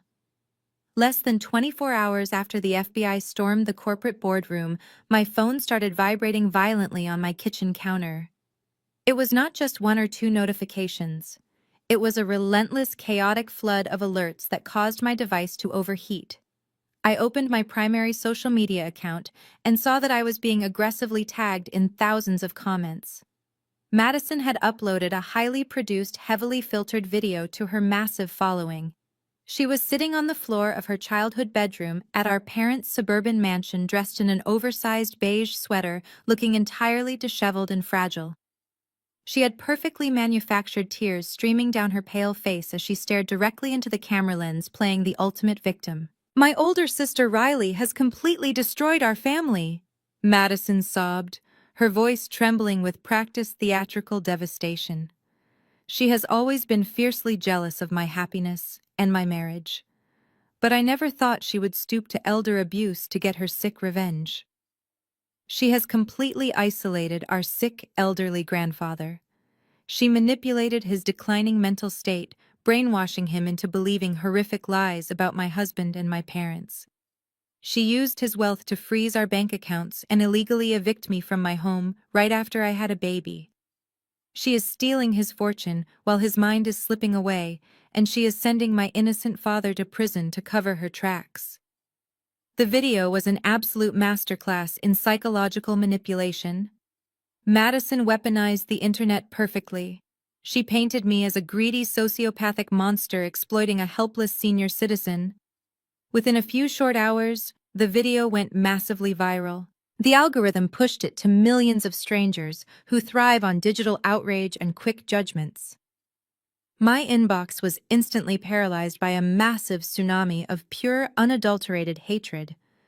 I received hundreds of direct messages from angry strangers calling me a gold digger, a sociopath, and a criminal abuser. Distant relatives who had never bothered to speak to me in 10 years suddenly emerged from the woodwork, leaving vicious voicemails demanding that I release my grandfather from my toxic control. They threatened to report me to Adult Protective Services. They threatened to destroy my freelance business by leaving fake, ruinous reviews on my professional website. The internet mob was hungry for blood, and Madison had served me to them on a silver platter. I did not shed a single tear. I did not respond to a single hateful comment or try to desperately defend myself in the comment section. Arguing with a digital mob is a losing battle. I simply took a screen recording of Madison, pathetic slanderous video, grabbed my car keys, and drove straight to Vivian Cole downtown law office. When I walked into the corner office, Grandpa Harrison was already there enjoying a cup of black coffee while reviewing a stack of civil litigation paperwork. I walked straight up to the mahogany desk, placed my phone down in front of him, and hit play. Grandpa Harrison watched the entire video without blinking once. He listened to Madison cry fake tears and boldly claim to the entire world that his mind was slipping away. He listened to his favorite spoiled granddaughter publicly declare that he was a weak, senile old man, incapable of making his own financial decisions. The silence in the office was absolutely terrifying. Grandpa Harrison did not yell. He did not throw anything. The legendary real estate tycoon simply finished his coffee, set the porcelain cup down, and looked at Vivian with a gaze so cold it could freeze the ocean. "Vivian," my grandfather said, his voice quiet, but echoing with immense, lethal authority. "Call your best videographer. Get them up to this office right this second. I am going to remind my arrogant family exactly who holds the power in this bloodline. Within 60 minutes, a professional camera crew was set up perfectly in the center of the law firm. The lighting was sharp and immaculate. Grandpa Harrison sat behind the massive mahogany desk, wearing a tailored navy suit, projecting an aura of absolute, terrifying dominance. He looked dead into the camera lens, and the recording began. My name is Harrison, and I am speaking directly to the millions of people who recently watched a slanderous video posted by my granddaughter Madison. He stated, his voice ringing with crystal clear, undeniable strength. Madison claims that my mind is failing. She claims that I am being manipulated and abused by her sister Riley. Let me assure you, I have never been more lucid, more furious, or more aware of the sheer greed infecting my own bloodline. He reached to his right and picked up a thick stack of medical documents bearing the official seal of the most prestigious neurological institute in the state. He slammed the heavy medical file down onto the desk so hard the sound cracked through the audio feed. These are comprehensive court-certified cognitive evaluations conducted by 3 independent board-certified neurologists just 48 hours ago, Grandpa Harrison announced, staring fiercely into the lens. They confirm that my mental acuity is operating at 100% capacity. I am not senile. I am not being manipulated. I am fully aware that my son Richard and his daughter Madison systematically stole a $1.5 million property from my trust fund using forged federal documents. They committed massive financial fraud, and now they are crying on the internet because I caught them red-handed. He leaned forward entirely, commanding the frame, preparing to deliver the final, absolute death blow to my father's arrogant legacy. To my son Richard, who allowed this criminal behavior to flourish under his roof, hear me very clearly. Grandpa Harrison declared, his voice slicing through the silence like a sharpened blade. You are a disgrace to our family name. Effective immediately, I am legally severing all ties with you. My attorneys have already finalized the paperwork. I am permanently striking you, your wife Linda, and your daughter Madison from my last will and testament. You will not receive a single cent of my fortune. You are entirely dead to me. Good luck in federal court. The fluorescent lights of the downtown legal deposition room hummed with a sterile, suffocating energy. I sat perfectly still at the massive mahogany conference table, my hands folded neatly in my lap. A certified court reporter sat in the corner, her fingers hovering over a stenography machine, ready to permanently record the absolute destruction of my father. Richard looked entirely unrecognizable. The arrogant, untouchable logistics executive who had mercilessly mocked my freelance career just weeks ago was completely gone. His tailored suit hung loosely on his dramatically thinned frame. His skin was sallow, his eyes darting nervously around the room. He sat next to a highly paid defense attorney who already looked utterly defeated before the questioning even began. My father was currently out on federal bail facing severe criminal charges, but today was about the civil litigation. Today was about stripping away every single lie he had ever told. Vivian Cole sat beside me, radiating the terrifying calm of an apex predator circling a wounded animal. She adjusted her thick legal binder, picked up a pristine silver pen, and stared directly into my father's terrified eyes.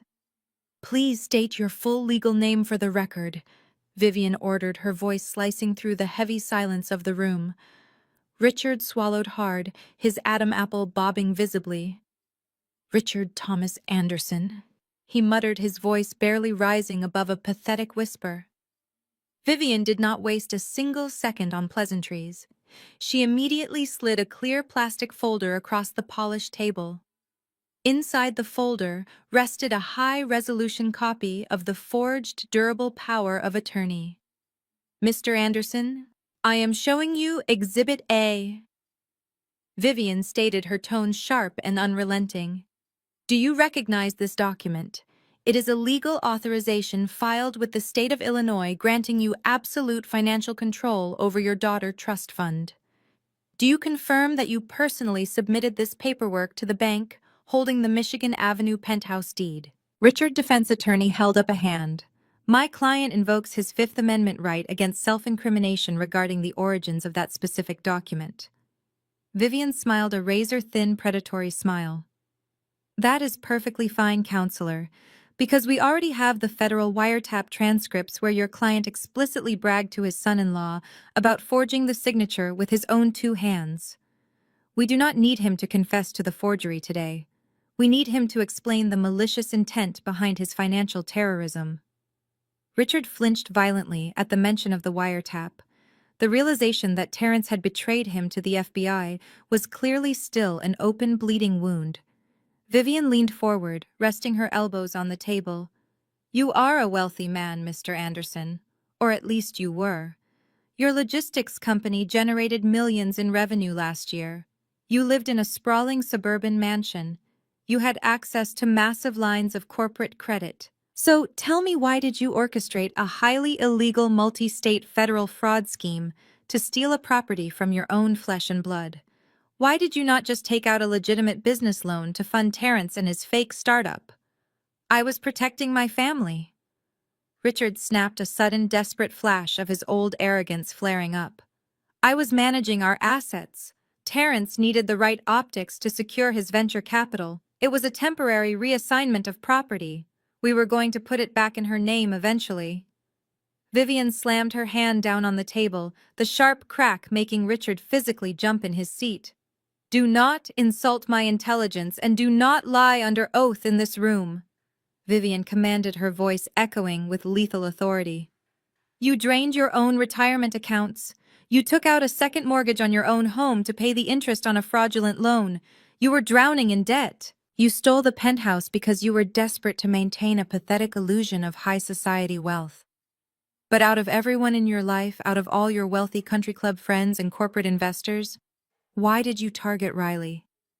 The room went dead silent. The court reporter fingers flew across the keys. I stared directly at my father, refusing to look away. I wanted to hear him say it. I needed to hear the exact depth of his cruelty recorded on the official legal record. Why? Riley? Vivian pressed, her voice dropping to a dangerous, demanding register. Why did you choose to financially execute your eldest daughter? Richard's face contorted with a mixture of profound shame and uncontrollable rage. His defense attorney reached out to grab his arm, silently pleading with him to remain quiet, but the psychological pressure had completely broken his fragile mind. Richard slammed his fists onto the table, his eyes locking onto mine with burning, unapologetic resentment. I did it because I thought she was too weak! Richard screamed, his voice cracking violently under the immense pressure. I thought she would just take it. She has always been quiet. She has always been a pathetic disappointment living in a flooded basement. She spent her entire life begging for our approval.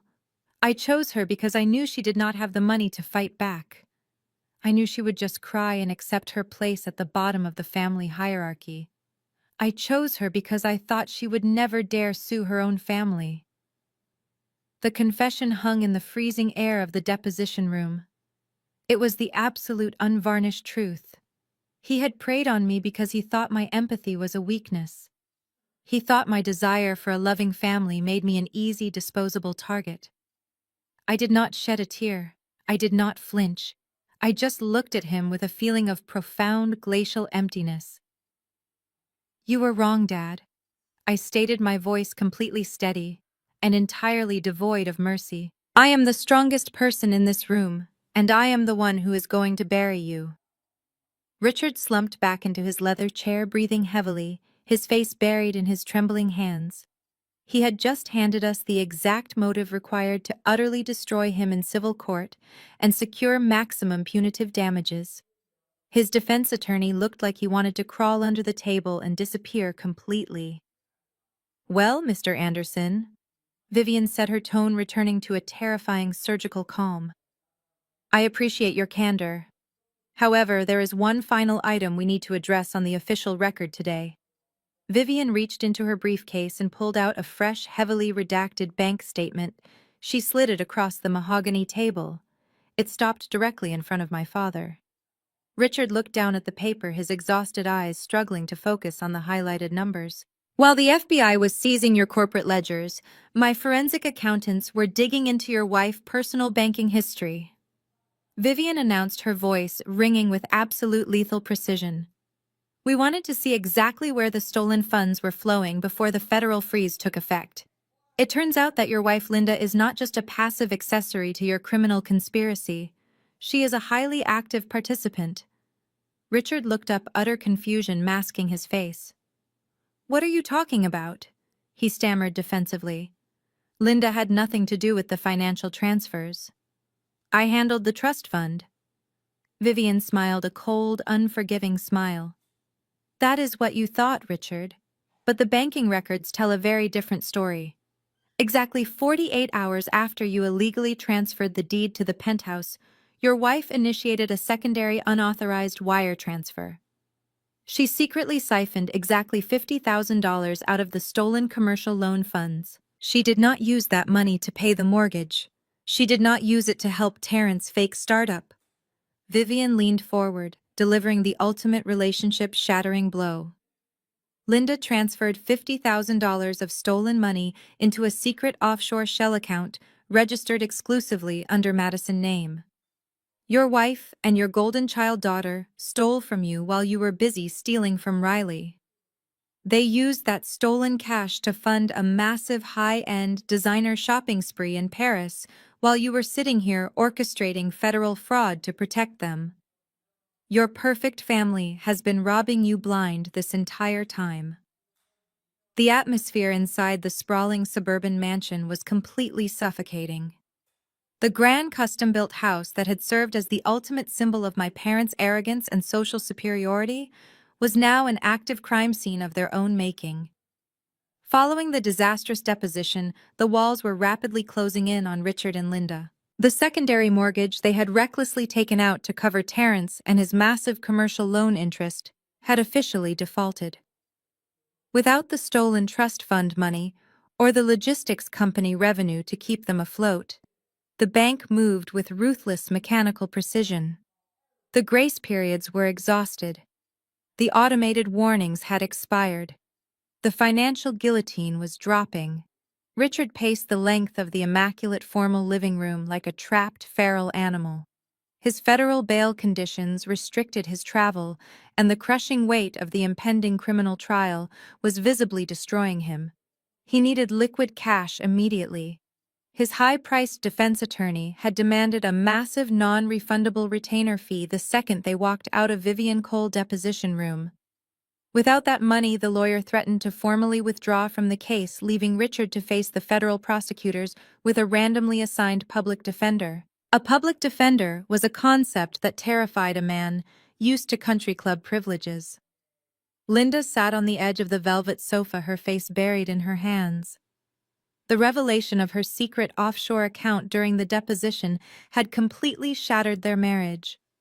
Richard had screamed at her for hours upon returning home, accusing her of hoarding stolen cash while he risked federal prison. But the offshore account was completely frozen by the authorities anyway, leaving them with absolutely nothing but the physical assets sitting in their 4-car garage. We still have the vehicles, Richard announced, suddenly his eyes darting toward the frosted glass of the garage door. We have the brand new Mercedes-Benz S-Class and your Range Rover. They are paid off. We can call that luxury auto broker in the city. He offered me a direct cash buyout last year. We can liquidate both vehicles today, secure the defense attorney retainer, and use the rest to rent a discreet townhouse until this entire federal investigation blows over. Linda looked up, her tear-stained face reflecting a pathetic glimmer of hope. She nodded frantically, grabbing her designer coat. It was a desperate, transparent attempt to cling to survival. They hurried toward the garage, Richard pulling his cell phone from his pocket to make the call that would supposedly save them from total ruin.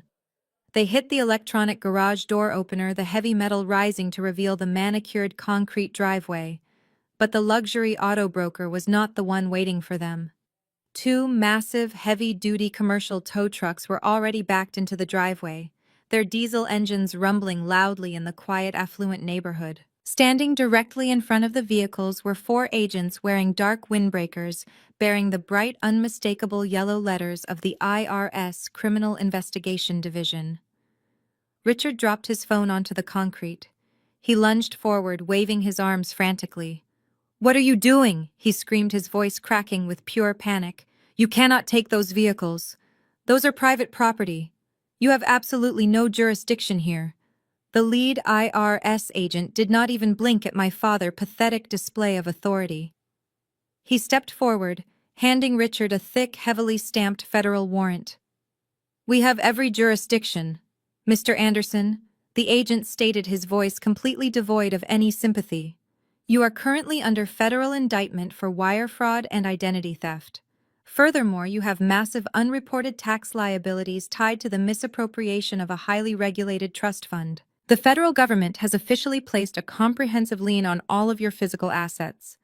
These vehicles are being impounded by the Internal Revenue Service to cover mandatory restitution and pending tax penalties." Linda shrieked in absolute horror as the tow truck operators secured heavy metal chains to the axles of her beloved Range Rover. The loud metallic clanking echoed down the pristine suburban street. Wealthy neighbors began stepping out onto their front porches, hiding behind perfectly trimmed hedges, eagerly watching the spectacular, humiliating downfall of the neighborhood's most arrogant couple. Richard stood completely frozen on the driveway, his mouth opening and closing as he watched his final financial lifeline being dragged away down the street. But the universe was not finished punishing them. Before the tow trucks even turned the corner, a dark green Cook County Sheriff cruiser pulled directly up to the curb, its lights flashing ominously. Two uniformed deputies stepped out of the vehicle, walking purposefully up the long brick pathway leading to the massive front doors of the mansion. Richard and Linda turned around, their faces entirely drained of blood. The lead deputy held a brightly colored neon orange document. "Mr. and Mrs. Anderson," the deputy announced loudly, making sure the lingering neighbors could hear every single word. "The bank has officially finalized the foreclosure proceedings on this property due to severe default on your secondary mortgage. You are hereby ordered to vacate the premises immediately." "We need time," Linda wailed, falling to her knees on the expensive brick walkway. "We have nowhere to go. You cannot just throw us out into the street. We need to pack our clothes." "You had 30 days of written notice delivered via certified mail," the deputy replied coldly, stepping around her to approach the heavy mahogany front door. "You have exactly 5 minutes to gather any essential medications and personal identification. Everything else remains inside the property to be auctioned by the bank."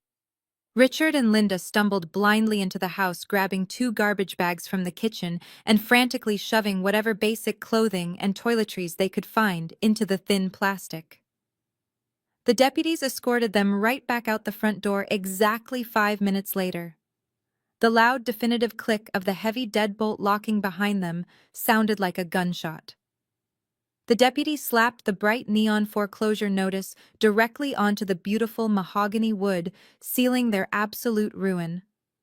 As my parents stood shivering on the front lawn, clutching black garbage bags filled with wrinkled clothes, an ordinary yellow taxicab pulled up to the curb. The back door swung open, and Madison stepped out onto the wet asphalt. My sister looked entirely destroyed. Her hair was a tangled mess. She was wearing the same wrinkled silk designer dress she had worn during her disastrous penthouse party. Terrence had completely abandoned her, stealing every piece of jewelry, every watch, and every dollar of emergency cash they had hidden in their safe. She had begged the taxi driver to bring her to the suburbs, fully expecting to run crying into the safe, wealthy arms of her powerful parents. She expected a warm bed, a hot meal, and a financial bailout. Madison dragged her 2 massive, heavy Louis Vuitton suitcases up the driveway, her high heels clicking unevenly on the pavement. She stopped dead in her tracks. She looked at the empty garage. She looked at the bright neon foreclosure notice taped to the front door. Finally, she looked at Richard and Linda, who were standing on the manicured grass holding actual garbage bags, looking like complete vagrants. "Mom," Madison whimpered, her voice breaking into a pathetic, high-pitched sob. "Terrence left me. He took everything. I need to come home." Linda looked at her golden child daughter, the daughter she had committed federal fraud to protect, the daughter she had sacrificed my entire life to elevate. A harsh, broken sob escaped my mother's throat as the absolute reality of their situation finally crushed them all. "There is no home," Madison Richards stated, staring blankly at the cold, gray suburban street. "We have absolutely nothing left." The three of them stood frozen on the sidewalk, surrounded by the mocking stares of their wealthy former friends. They had no money, no vehicles, no shelter, and absolutely no power. The flawless, arrogant family that had proudly thrown me to the wolves was now entirely homeless, shivering together in the cold, facing the exact same brutal, unforgiving reality they had forced me to survive for my entire life. Terrence sat on the sagging mattress of a cheap, heavily stained motel bed on the industrial outskirts of Chicago. The room smelled of stale cigarette smoke and cheap bleach, a devastating downgrade from the $1.5 million penthouse he had illegally occupied just weeks prior. He stared at the heavily redacted federal plea agreement sitting on the cracked laminate nightstand. He had done exactly what the FBI demanded. He wore the concealed wire. He walked straight into that dimly lit steakhouse and manipulated Richard into a full, undeniable recorded confession. He completely sold out his arrogant father-in-law to save his own skin, fully expecting the federal prosecutors to grant him absolute immunity. But the federal government did not hand out free passes for massive commercial bank fraud. His overworked public defender had called him earlier that afternoon with the brutal, unforgiving reality of his situation. The prosecutors were recommending a mandatory 4-year sentence in a federal penitentiary. 4 years locked in a concrete cage. For a man who had built his entire existence on tailored suits, expensive champagne, and the fragile illusion of being a billionaire tech founder, 4 years was an absolute death sentence. Terrence realized with crushing clarity that his cowardice had only delayed his destruction, not prevented it. Panic, raw and suffocating, seized his entire body. He refused to wear a prison uniform. He refused to lose the best years of his life paying for a failed fraud scheme. Terrence walked over to the cheap laminate dresser and unzipped a battered black duffel bag. Inside rested the absolute last of his survival capital. It was a thick stack of $100 bills, the remaining cash he had acquired by pawning Madison designer jewelry on the black market before the federal asset freeze fully locked down his digital footprint. He had exactly $15,000 in untraceable currency. It was not enough to rebuild his fake empire, but it was enough to vanish. He reached into the front pocket of the duffel bag and pulled out a small, dark blue booklet. It was a highly sophisticated, incredibly expensive forged passport he had procured through a shady underground contact in the city. The document bore a completely different name, a different birth date, but featured his photograph perfectly laminated on the identification page. He had spent days meticulously researching international extradition laws. He had purchased a one-way first-class ticket to a remote island nation that strictly refused to cooperate with the United States Department of Justice. Once his plane touched down on that tropical runway, the FBI, the commercial bank, and his ruined homeless in-laws would never be able to touch him again. Terrence swapped his usual tailored suit for a nondescript gray hoodie and a dark baseball cap, pulling the brim down low over his eyes to obscure his face. He grabbed the heavy duffel bag, abandoned the motel room key on the bed, and walked out into the freezing night air. He paid a random taxi driver in pure cash, instructing him to take the longest, most convoluted route possible toward Chicago International Airport. The international terminal at the airport was a chaotic, swirling ocean of frantic travelers, loud intercom announcements, and rolling luggage. Terrence stepped out of the taxi, pulling his collar up against the biting wind. He kept his head down, blending perfectly into the massive crowd of exhausted tourists and business executives. He walked past the ticketing counters, feeling a sudden, intense surge of his old toxic arrogance flooding back into his veins. He was actually going to pull this off. He had successfully outsmarted the ruthless federal prosecutors. He had completely sidestepped Vivian Cole and her predatory legal tactics. He was going to leave his pathetic, penniless wife Madison crying in a suburban street while he drank cocktails on a pristine, untouchable beach. He navigated the winding security maze with practiced ease, clutching his fake passport and his boarding pass tightly in his sweating hand. The line moved agonizingly slow every second, heightening the massive adrenaline spike pounding in his chest. He could see the final security checkpoint just a few yards away. The Transportation Security Administration officers were routinely scanning documents and waving passengers through the metal detectors. Terrence stepped up to the designated podium. He forced his facial muscles to relax, painting on the charming, disarming smile he had used to swindle countless angel investors. He handed his forged blue passport to the uniformed officer behind the thick plexiglass shield. The officer did not smile back. He took the document, swiped it through the digital scanner, and glanced briefly at the computer monitor. "Please look directly into the camera lens for the biometric facial recognition scan, sir," the officer instructed, his voice entirely flat and mechanical. Terrence swallowed hard. He stepped onto the yellow footprints painted on the linoleum floor and stared directly into the small, glowing green camera lens mounted above the podium.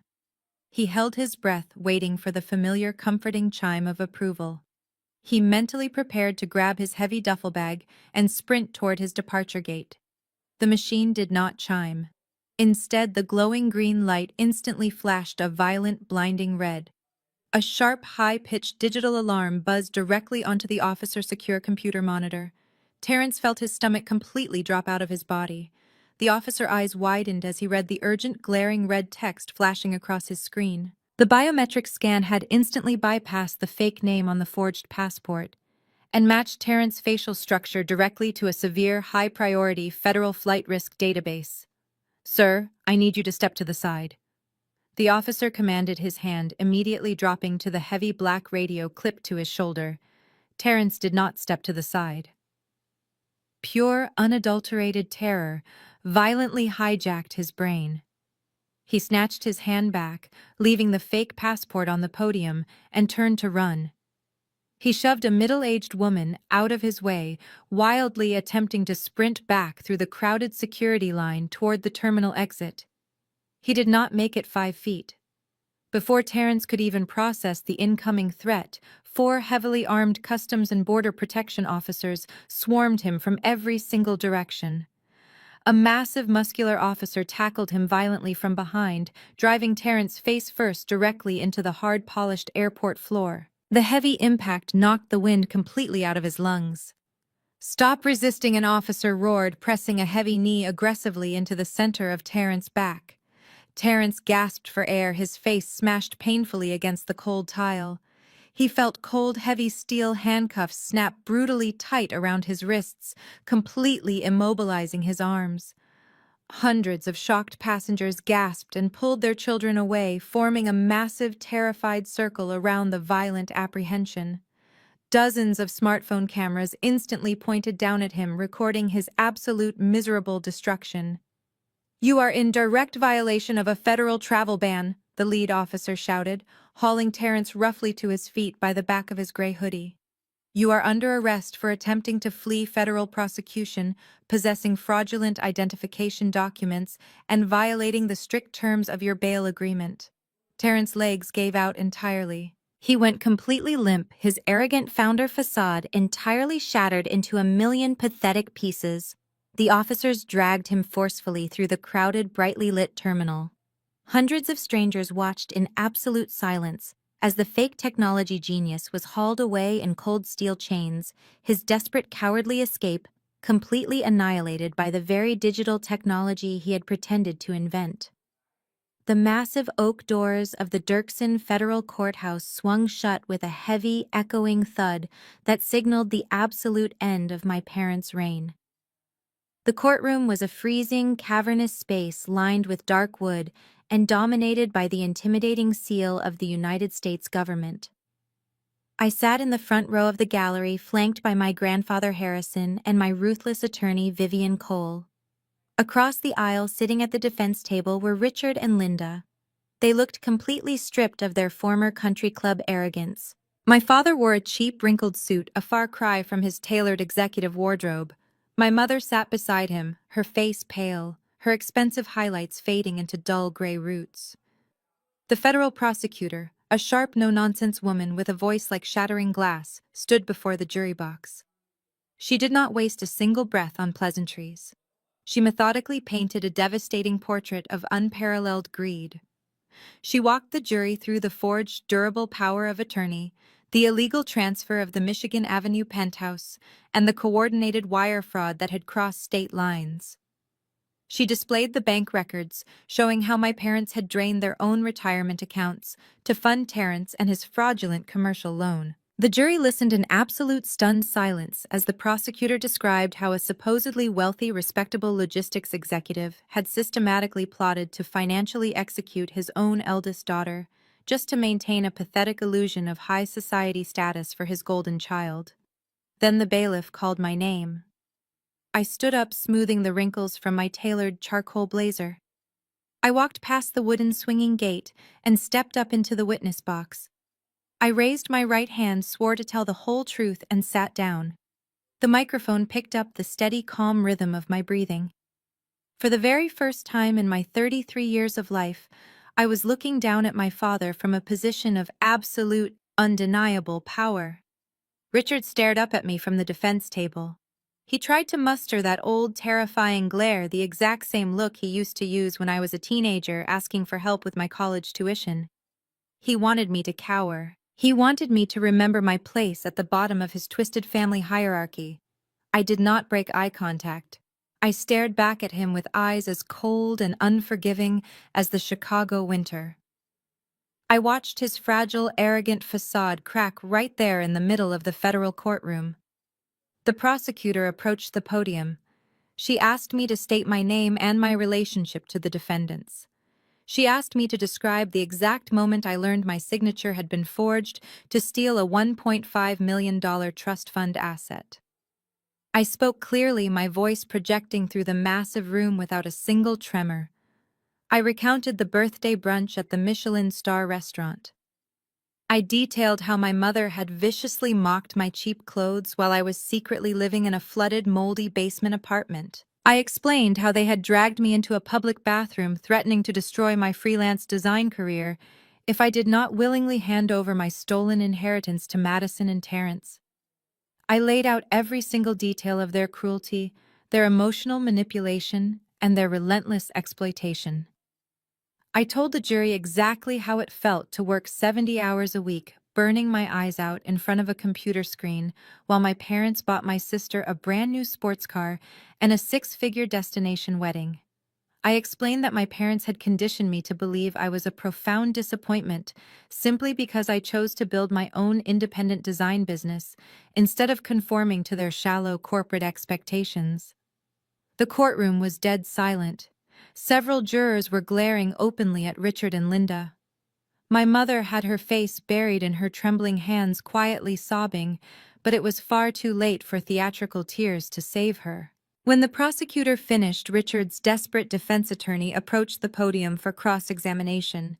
He was sweating heavily, knowing his client was standing on the edge of a massive federal cliff. He decided to use the only pathetic strategy he had left. He attempted a brutal character assassination.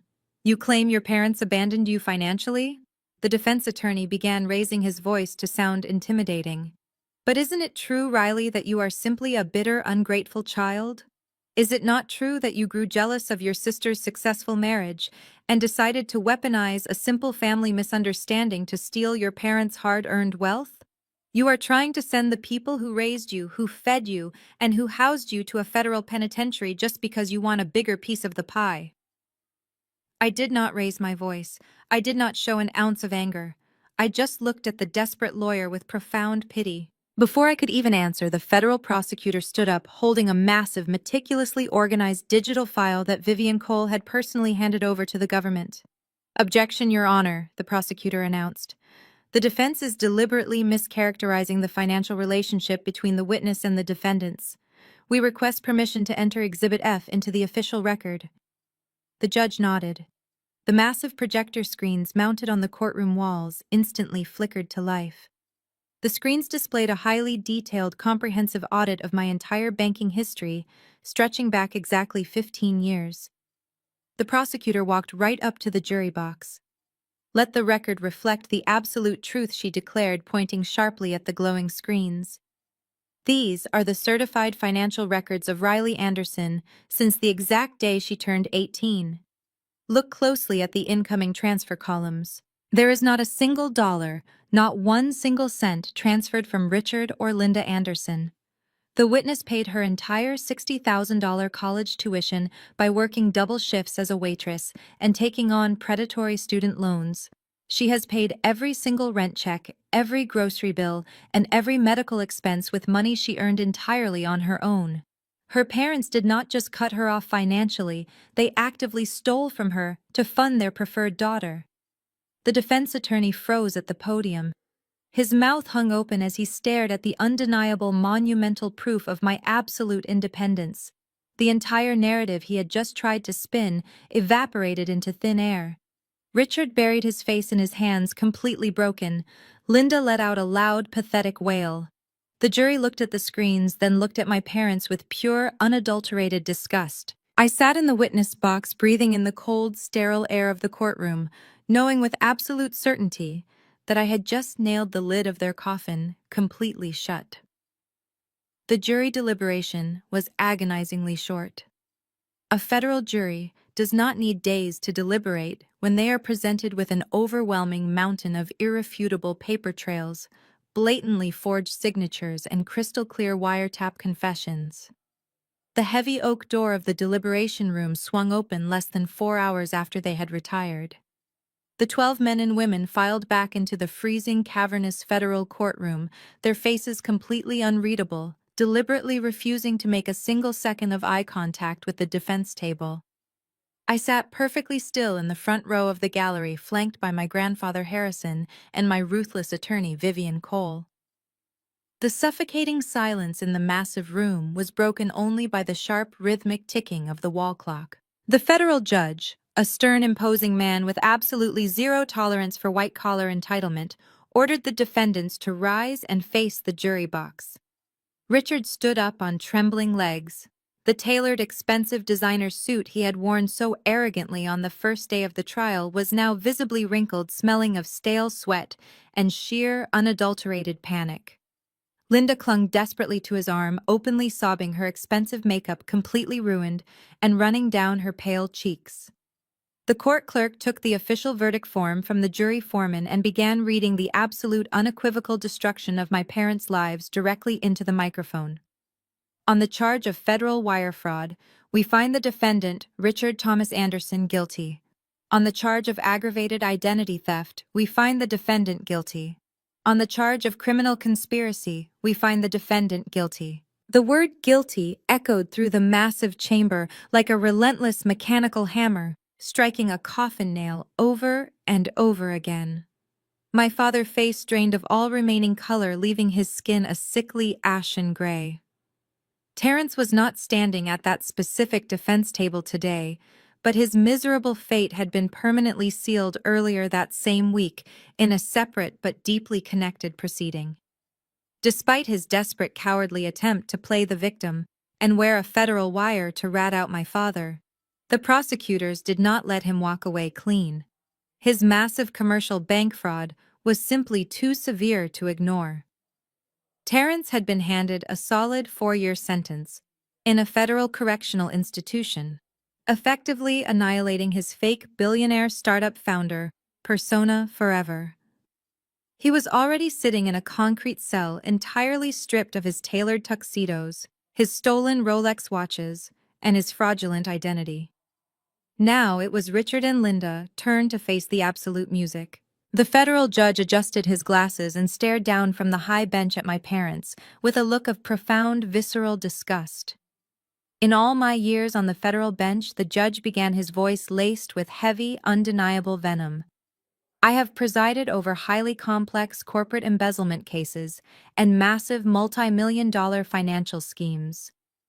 But the sheer malicious cruelty displayed in this courtroom over the past week is genuinely breathtaking. You did not just defraud a major financial institution. You financially executed your own flesh and blood. You stole her rightful inheritance to aggressively fund a pathetic, shallow illusion of high society wealth.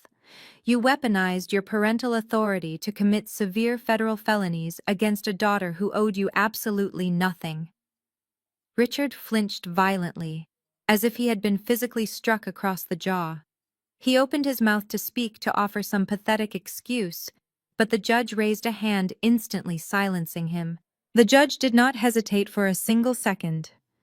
Richard Anderson, for the crimes of federal wire fraud and aggravated identity theft. I sentence you to 60 months, exactly 5 years, in a federal penitentiary. Furthermore, there is no parole in the federal system. You will serve every single day of that sentence behind bars. Richard's knees completely buckled. 2 massive United States Marshals immediately stepped forward from the shadows of the courtroom, grabbing his arms forcefully and restraining him before he could collapse onto the polished wooden floor. The sharp, heavy, metallic clicking of cold steel handcuffs, ratcheting tightly around my father's wrists, echoed sharply through the room. The judge turned his furious, unyielding gaze directly to my mother. Linda Anderson, due to your lack of prior criminal history and your secondary accessory role in the actual forgery process itself, you will narrowly avoid a prison cell today. I sentence you to 3 years of strict federal probation and 1,000 hours of mandatory supervised community service. If you violate a single minor term of this probation, or if you attempt to contact the victim, you will immediately join your husband in federal custody. Linda let out a horrific, piercing wail, sinking back into her heavy wooden chair and burying her face in her shaking hands. She realized she was not going to prison, but she was entirely alone, stripped of the husband who had funded her luxurious country club lifestyle for decades. But the judge was not finished. The criminal sentences and the steel handcuffs were just the appetizer. The real catastrophic devastation was the ultimate financial execution. A prison sentence pays your debt to society, the judge declared, his heavy wooden gavel resting firmly on the sounding block. But a prison sentence does not pay your debt to your victim. Pursuant to federal law, I am issuing an immediate, comprehensive, and non-negotiable restitution order. You are legally mandated to repay the entirety of the stolen trust fund, plus severe federal penalties, legal fees, and accumulated interest. The judge leaned forward, staring directly at my hyperventilating mother and my handcuffed father. Because the thorough financial audit proves that you possess absolutely zero liquid capital to satisfy this massive federal debt, this court is forcefully placing both of you into immediate involuntary. Chapter 7: Bankruptcy. Every single physical asset you possess will be aggressively seized and liquidated by a court-appointed federal trustee.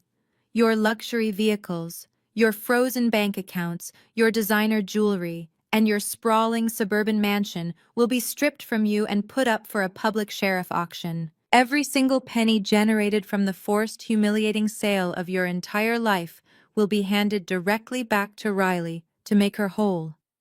You are leaving this courtroom with absolutely nothing. The federal conviction of Richard Anderson acted like a massive, unstoppable wrecking ball through the entirety of the civil litigation process. The civil court judge looked at the overwhelming mountain of criminal evidence, the blatantly forged power of attorney, and the damning wiretap transcripts, and immediately granted a summary judgment in my favor. There was no drawn-out legal battle. There was no dramatic courtroom showdown for the property deed. Just a swift, brutal, and highly efficient execution of justice. Less than 48 hours after my father exchanged his tailored designer suits for a standard-issue federal prison uniform, I stood in the foyer of Vivian Cole Law Firm, holding a brand-new ironclad property deed bearing my name and my name alone. The transition from a freezing, flooded suburban basement to the $1.5 million Michigan Avenue penthouse was profoundly surreal. I walked into the sprawling, echoing living room where Madison had arrogantly hosted her fake high society gala just months prior. The federal authorities and the bankruptcy trustees had already swept through the premises, seizing whatever luxury furniture and electronics Terrence had not managed to stuff into his duffel bag before his humiliating arrest at the airport. The space was entirely bare, stripped of their toxic presence, echoing with the quiet, untouchable peace of absolute victory. I stood by the floor-to-ceiling windows, looking out over the glittering Chicago skyline, breathing in the crisp, clean air of a life finally reclaimed. The very first thing I did was hire a premium security firm to install impenetrable biometric locks on every single door.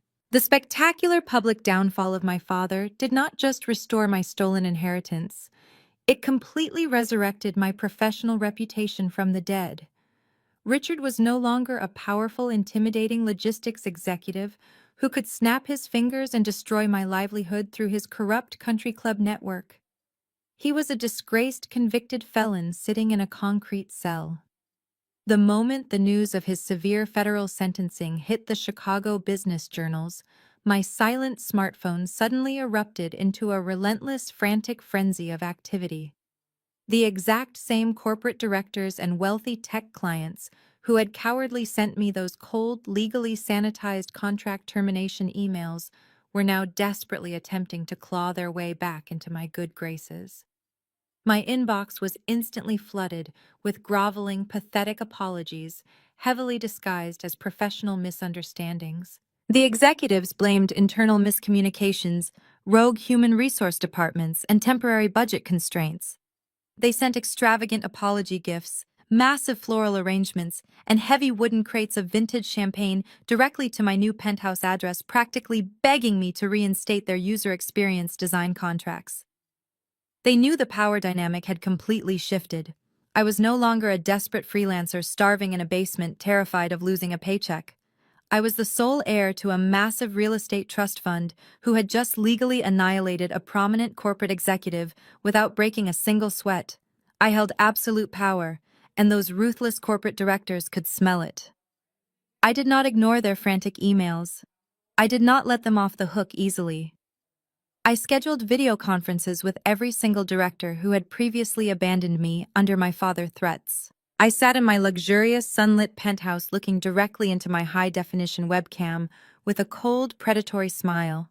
I politely informed them that my independent design agency was currently accepting new corporate clients. However, I explained that my premium digital design rates had officially tripled due to overwhelming market demand and my highly elevated industry status. Not a single executive dared to negotiate or complain about the massive price hike. They eagerly signed the heavy new contracts, desperate to associate themselves with a rising, untouchable force in the digital design industry. They happily wired massive retainer fees directly into my business accounts. I was no longer just surviving the daily grind. I was building a highly lucrative, unstoppable empire directly on the ashes of my father-ruined reputation. 2 weeks into my newly reclaimed, wildly successful life, I received an urgent calendar invitation from Vivian Cole. I drove my newly purchased luxury sedan downtown and walked into her intimidating corner office. Grandpa Harrison was present via a secure video link from his sprawling estate in Florida, sipping his morning coffee with an expression of profound, undeniable grandfatherly pride. Vivian was sitting behind her massive mahogany desk, looking remarkably pleased with herself. She did not have the usual towering stacks of thick civil litigation binders. Instead, she had a single brightly colored manila folder resting perfectly in the center of her desk. Vivian leaned forward, folding her hands neatly over the folder, her eyes gleaming with a terrifying, calculated brilliance. The federal bankruptcy trustee has officially finished auditing your parents' completely decimated financial portfolio. She announced, her voice ringing with sheer, lethal satisfaction. As per the strict federal restitution order handed down by the judge, the United States government is forcefully liquidating every single physical asset Richard and Linda Anderson ever owned to repay the money they stole from your trust fund. They have already seized and auctioned off Linda's expensive jewelry collection, her country club shares, and the remaining luxury vehicles. Vivian slid the brightly colored folder across the polished wood of the mahogany desk. I opened it and stared down at a glossy, officially stamped legal notice. It was a public auction listing.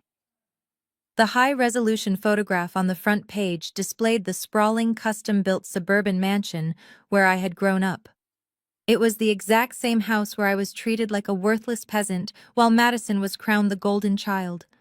It was the ultimate towering symbol of my parents' toxic arrogance and their desperate, pathetic obsession with high society status. The federal government has officially evicted your mother, leaving her entirely homeless, and the property has been completely cleared out, Vivian stated, a brilliant calculating spark lighting up her sharp eyes.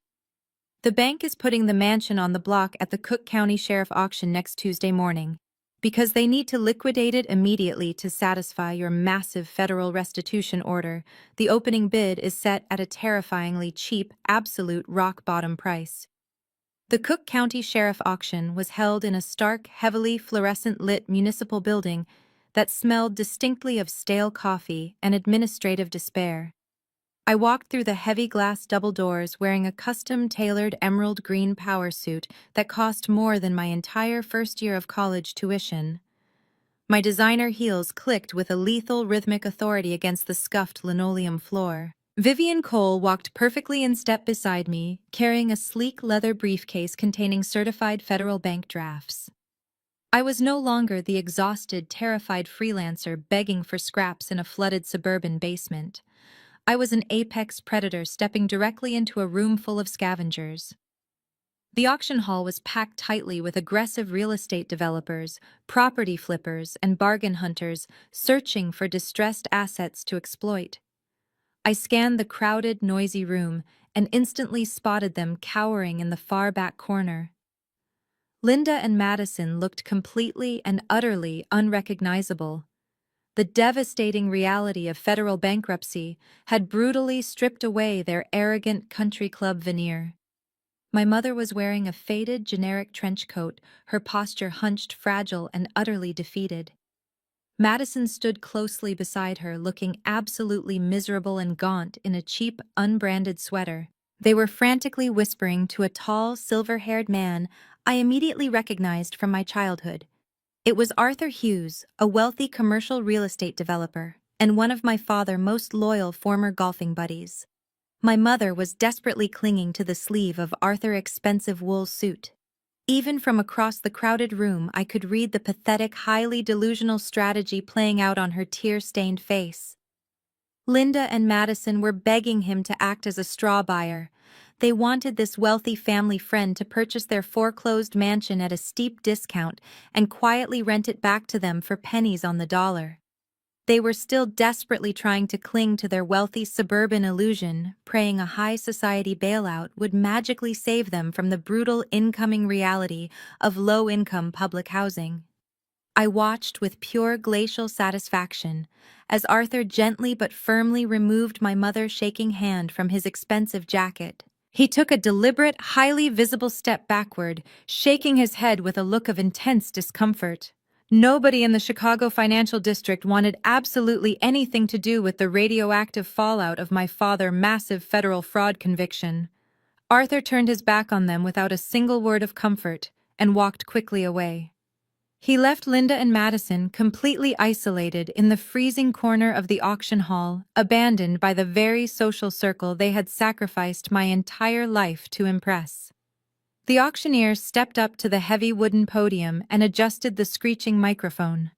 The room quieted down immediately as he read the legal description of the massive suburban estate. Because the property was being aggressively liquidated by the federal government to satisfy my massive restitution order, the starting bid was set at a terrifyingly low baseline. It was barely a fraction of what the custom-built mansion was actually worth on the open market. Linda let out a choked, audible sob as she heard her beloved luxury fortress priced like a cheap, abandoned foreclosure. The bidding opened rapidly. Several aggressive property flippers in the front row immediately raised their numbered paddles into the air. The price steadily climbed, but it remained incredibly low for such an affluent neighborhood.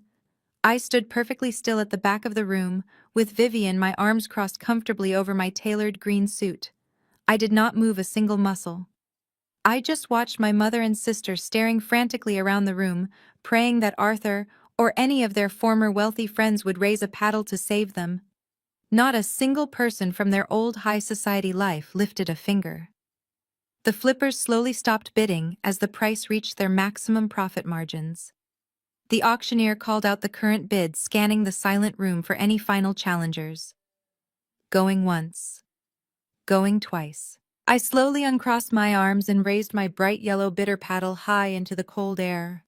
My voice rang out clear, sharp, and unwavering across the silent municipal hall. I called out a massive, overwhelming cash bid that instantly shattered the profit margins of every single real estate flipper in the room. The entire hall turned around to stare at me.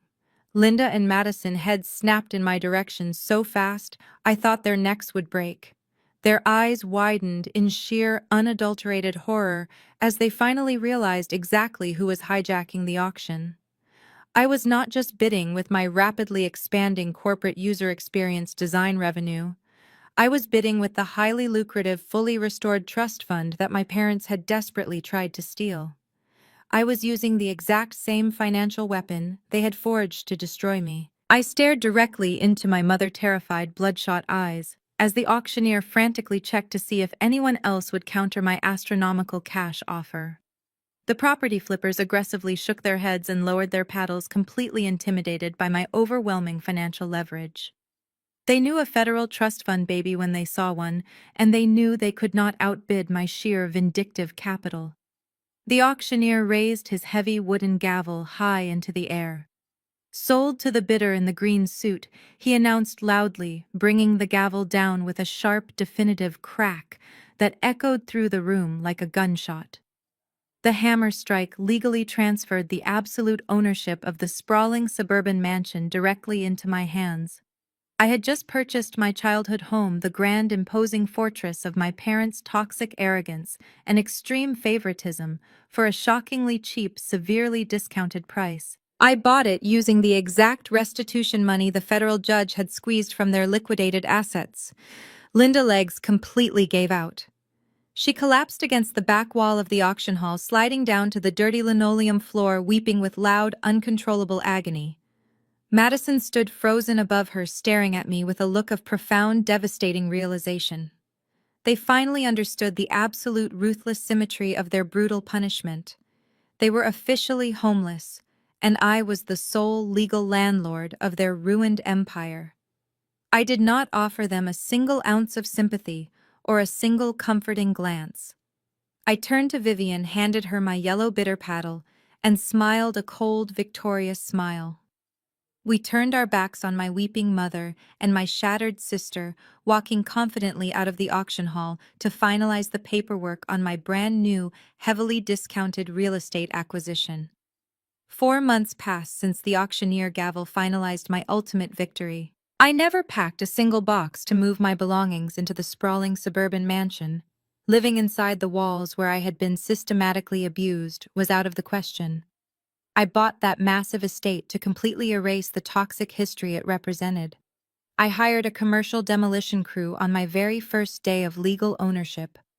I stood on the front lawn in a tailored trench coat, sipping a hot latte, watching with absolute satisfaction as heavy construction machinery rolled straight up the pristine brick driveway. I directed the demolition foreman to start with my formal living room. I watched through the massive bay windows as men carrying heavy sledgehammers brutally smashed through the custom crown molding and the imported marble fireplace where Linda used to host her pretentious country club luncheons. The pristine space where I had been endlessly mocked was instantly reduced to a massive pile of jagged rubble and white drywall dust. Next was the Golden Child Sanctuary. I requested that the crew completely gut Madison's overly indulgent master bedroom suite. The expensive walk-in closet where she had hoarded designer dresses bought with my stolen trust fund money was violently torn down to the bare wooden studs. The walls were entirely knocked out, opening up the compartmentalized floor plan into a sprawling, modern, industrial space.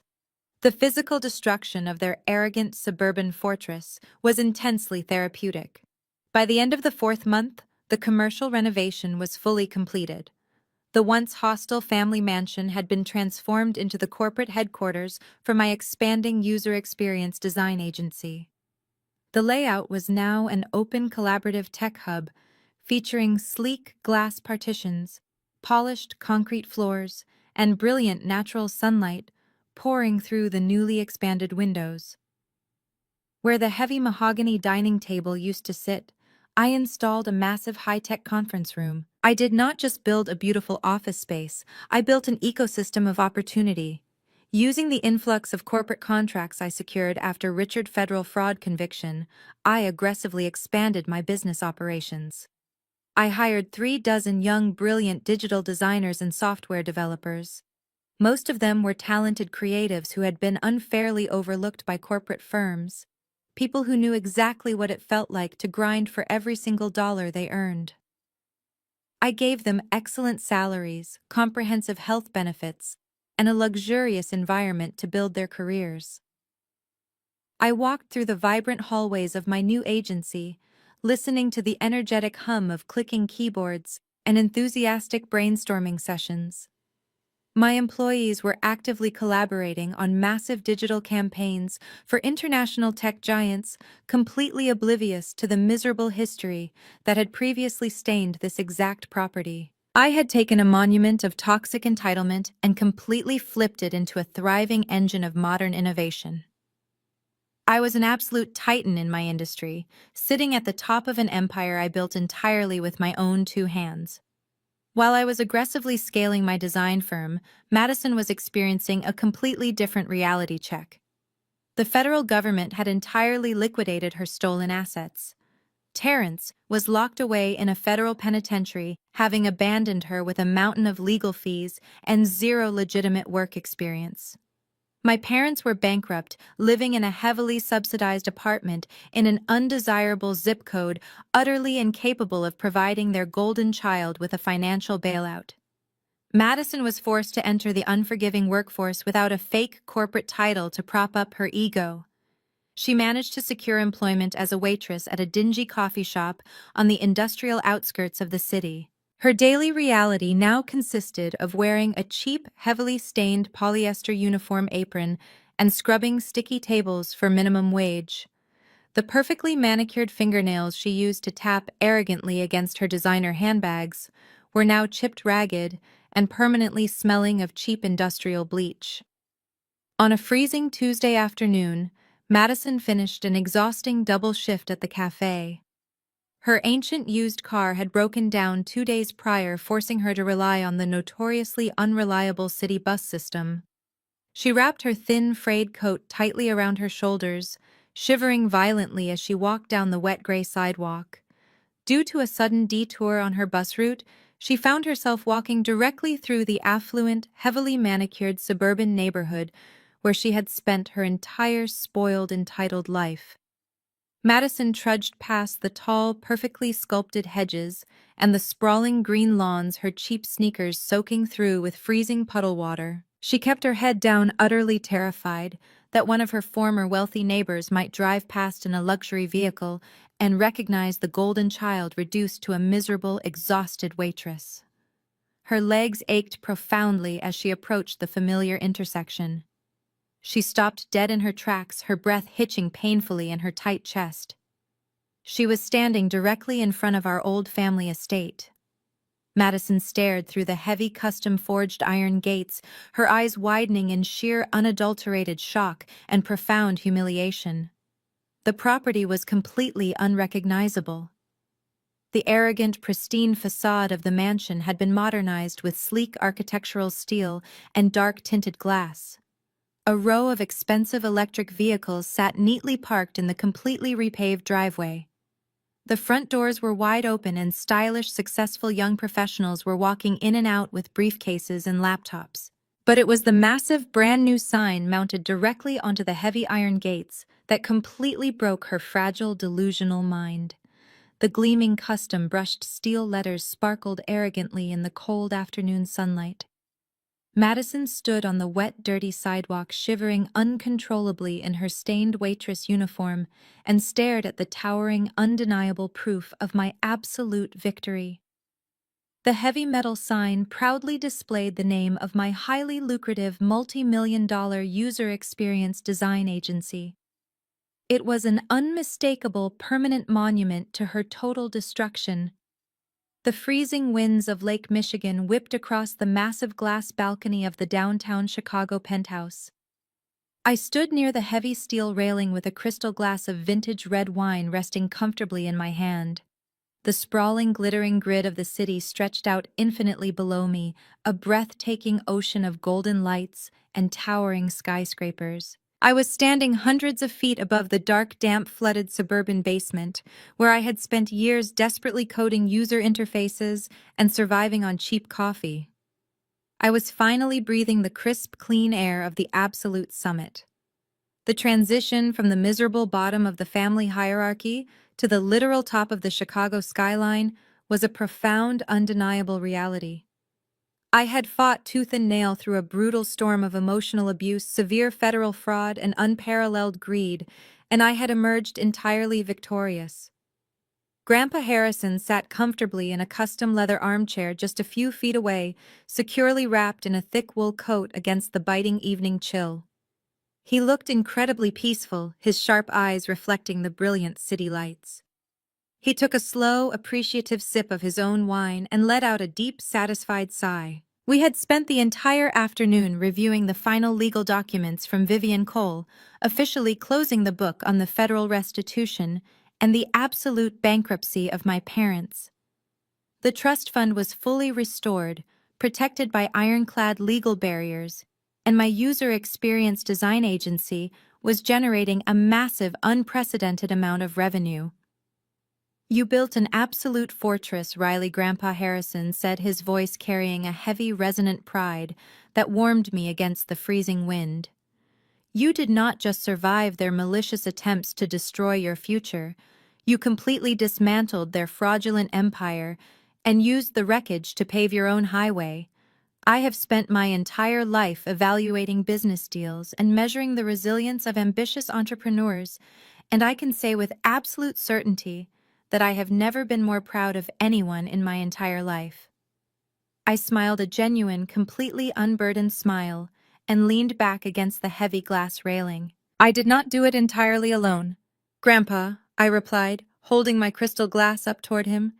"You gave me the initial foundation, and you stood right beside me when I had to face down a federal courtroom. You showed me what actual, unconditional family support looks like." He nodded slowly, a fierce, protective glint in his elderly eyes. "You earned every single victory with your own two hands and your brilliant mind," he stated firmly. "You used the rigid, unforgiving power of the federal law to execute absolute justice. You did not resort to their dirty, manipulative tactics. You operated with total integrity, and that is exactly why you are standing on this luxury balcony, while they are facing the brutal, agonizing consequences of their own actions." Before I could respond to his profound statement, the sharp, sudden vibration of my smartphone broke the peaceful silence of the balcony. The device was resting on the sleek glass patio table between us. The bright screen illuminated the dark evening, displaying a new text message from a completely unknown, unsaved phone number.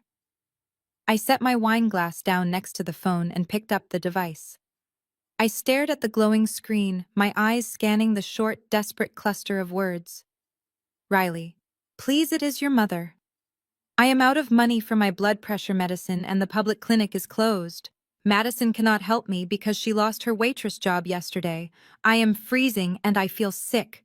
Please, I am begging you, just wire me $50.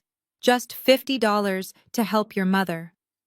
I stood perfectly still on the luxurious balcony, reading the pathetic, groveling message sent by a woman who had happily forged my signature to steal a $1.5 million property. I read the desperate plea of a woman who had publicly called me a worthless failure, who had ruthlessly mocked my freelance career, and who had gleefully financed my sister's arrogant lifestyle using my stolen identity. Linda was reduced to begging for $50 from an unknown prepaid phone number. shivering in whatever cheap federally subsidized housing unit she had been forced into after her sprawling suburban mansion was auctioned off to me. Grandpa Harrison watched my face carefully, his sharp eyes catching the faint glow of the phone screen. "Is there a problem?" he asked, his voice steady and watchful. I looked away from the glowing screen and stared out at the magnificent sprawling city skyline. I waited for the familiar conditioned surge of childhood guilt to hit my chest. I waited for the heavy, suffocating feeling of familial obligation that had controlled my actions for 33 years. I waited to feel a shred of pity for the woman who had given birth to me. I felt absolutely nothing. There was no anger left in my veins. There was no sadness, no regret, and absolutely no mercy. The emotional manipulation cord had been permanently severed by the gavel of a federal judge and the ruthless clarity of my own self-worth. Linda was no longer my mother. She was just a convicted federal accessory to wire fraud who had gambled her entire life on a fake tech startup and lost everything. "No problem at all," I replied, my voice completely light and entirely free of any emotional burden. "Just a spam message." I looked down at the screen one last time. I did not type a single letter in response.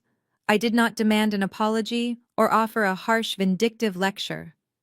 I simply pressed my thumb against the screen, navigated to the security settings, and hit the block contact button.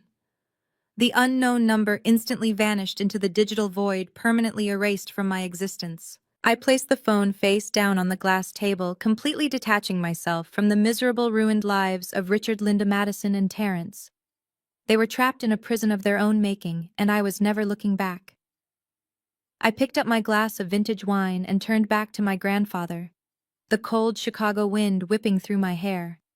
I raised my glass high into the air, the crystal catching the ambient light of the penthouse.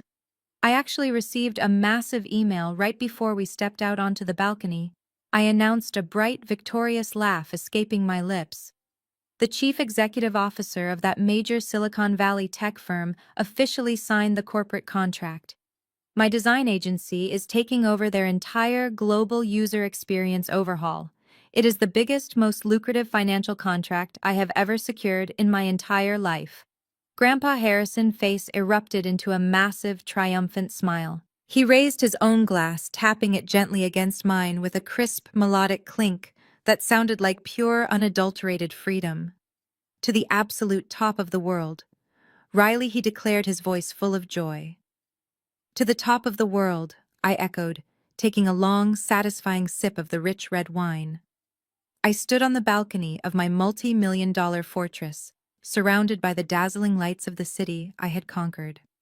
I had built a massive, untouchable empire, using nothing but my own brilliant mind, my relentless work ethic, and the absolute crushing power of the law. I was entirely safe. I was immensely powerful, and I was finally permanently free. The most profound lesson to draw from Riley's journey is that sharing DNA does not give anyone the right to exploit, manipulate, or destroy you. Society often conditions us to believe that family requires unconditional loyalty, forcing individuals to swallow their pain and sacrifice their own well-being just to maintain a fragile, toxic peace. However, this story completely shatters that dangerous illusion. It teaches us that when abusive relatives view your empathy as a weakness and your quiet resilience as an open invitation for exploitation, setting ironclad boundaries is not an act of betrayal, it is an absolute necessity for your own survival. Furthermore, the narrative highlights the undeniable life-saving power of financial and emotional independence. Riley survived the ultimate betrayal because she spent her entire adult life building a fortress with her own two hands. By paying her own way, grinding through 70-hour work weeks in a flooded basement, and refusing to rely on her parents' highly conditional handouts, she ensured they had zero leverage over her when the truth finally came to light. True security does not come from high society status, stolen assets, or fake corporate titles. It comes from the unshakable competence, integrity, and grit you cultivate within yourself. Finally, the story proves that the ultimate revenge is never about lowering yourself to the malicious level of your abusers. It is about stepping aside, allowing the swift and uncompromising hammer of natural consequences to fall exactly where it belongs, and focusing entirely on elevating your own life. You are never obligated to set yourself on fire just to keep toxic people warm. By cutting the heavy cord of guilt and walking away from those who constantly belittle your worth, you free yourself to reach the absolute summit of your own potential. If you have ever had to break free from toxic expectations to build your own independent empire, share your story of resilience in the comments below, and do not forget to hit like and subscribe for more empowering journeys.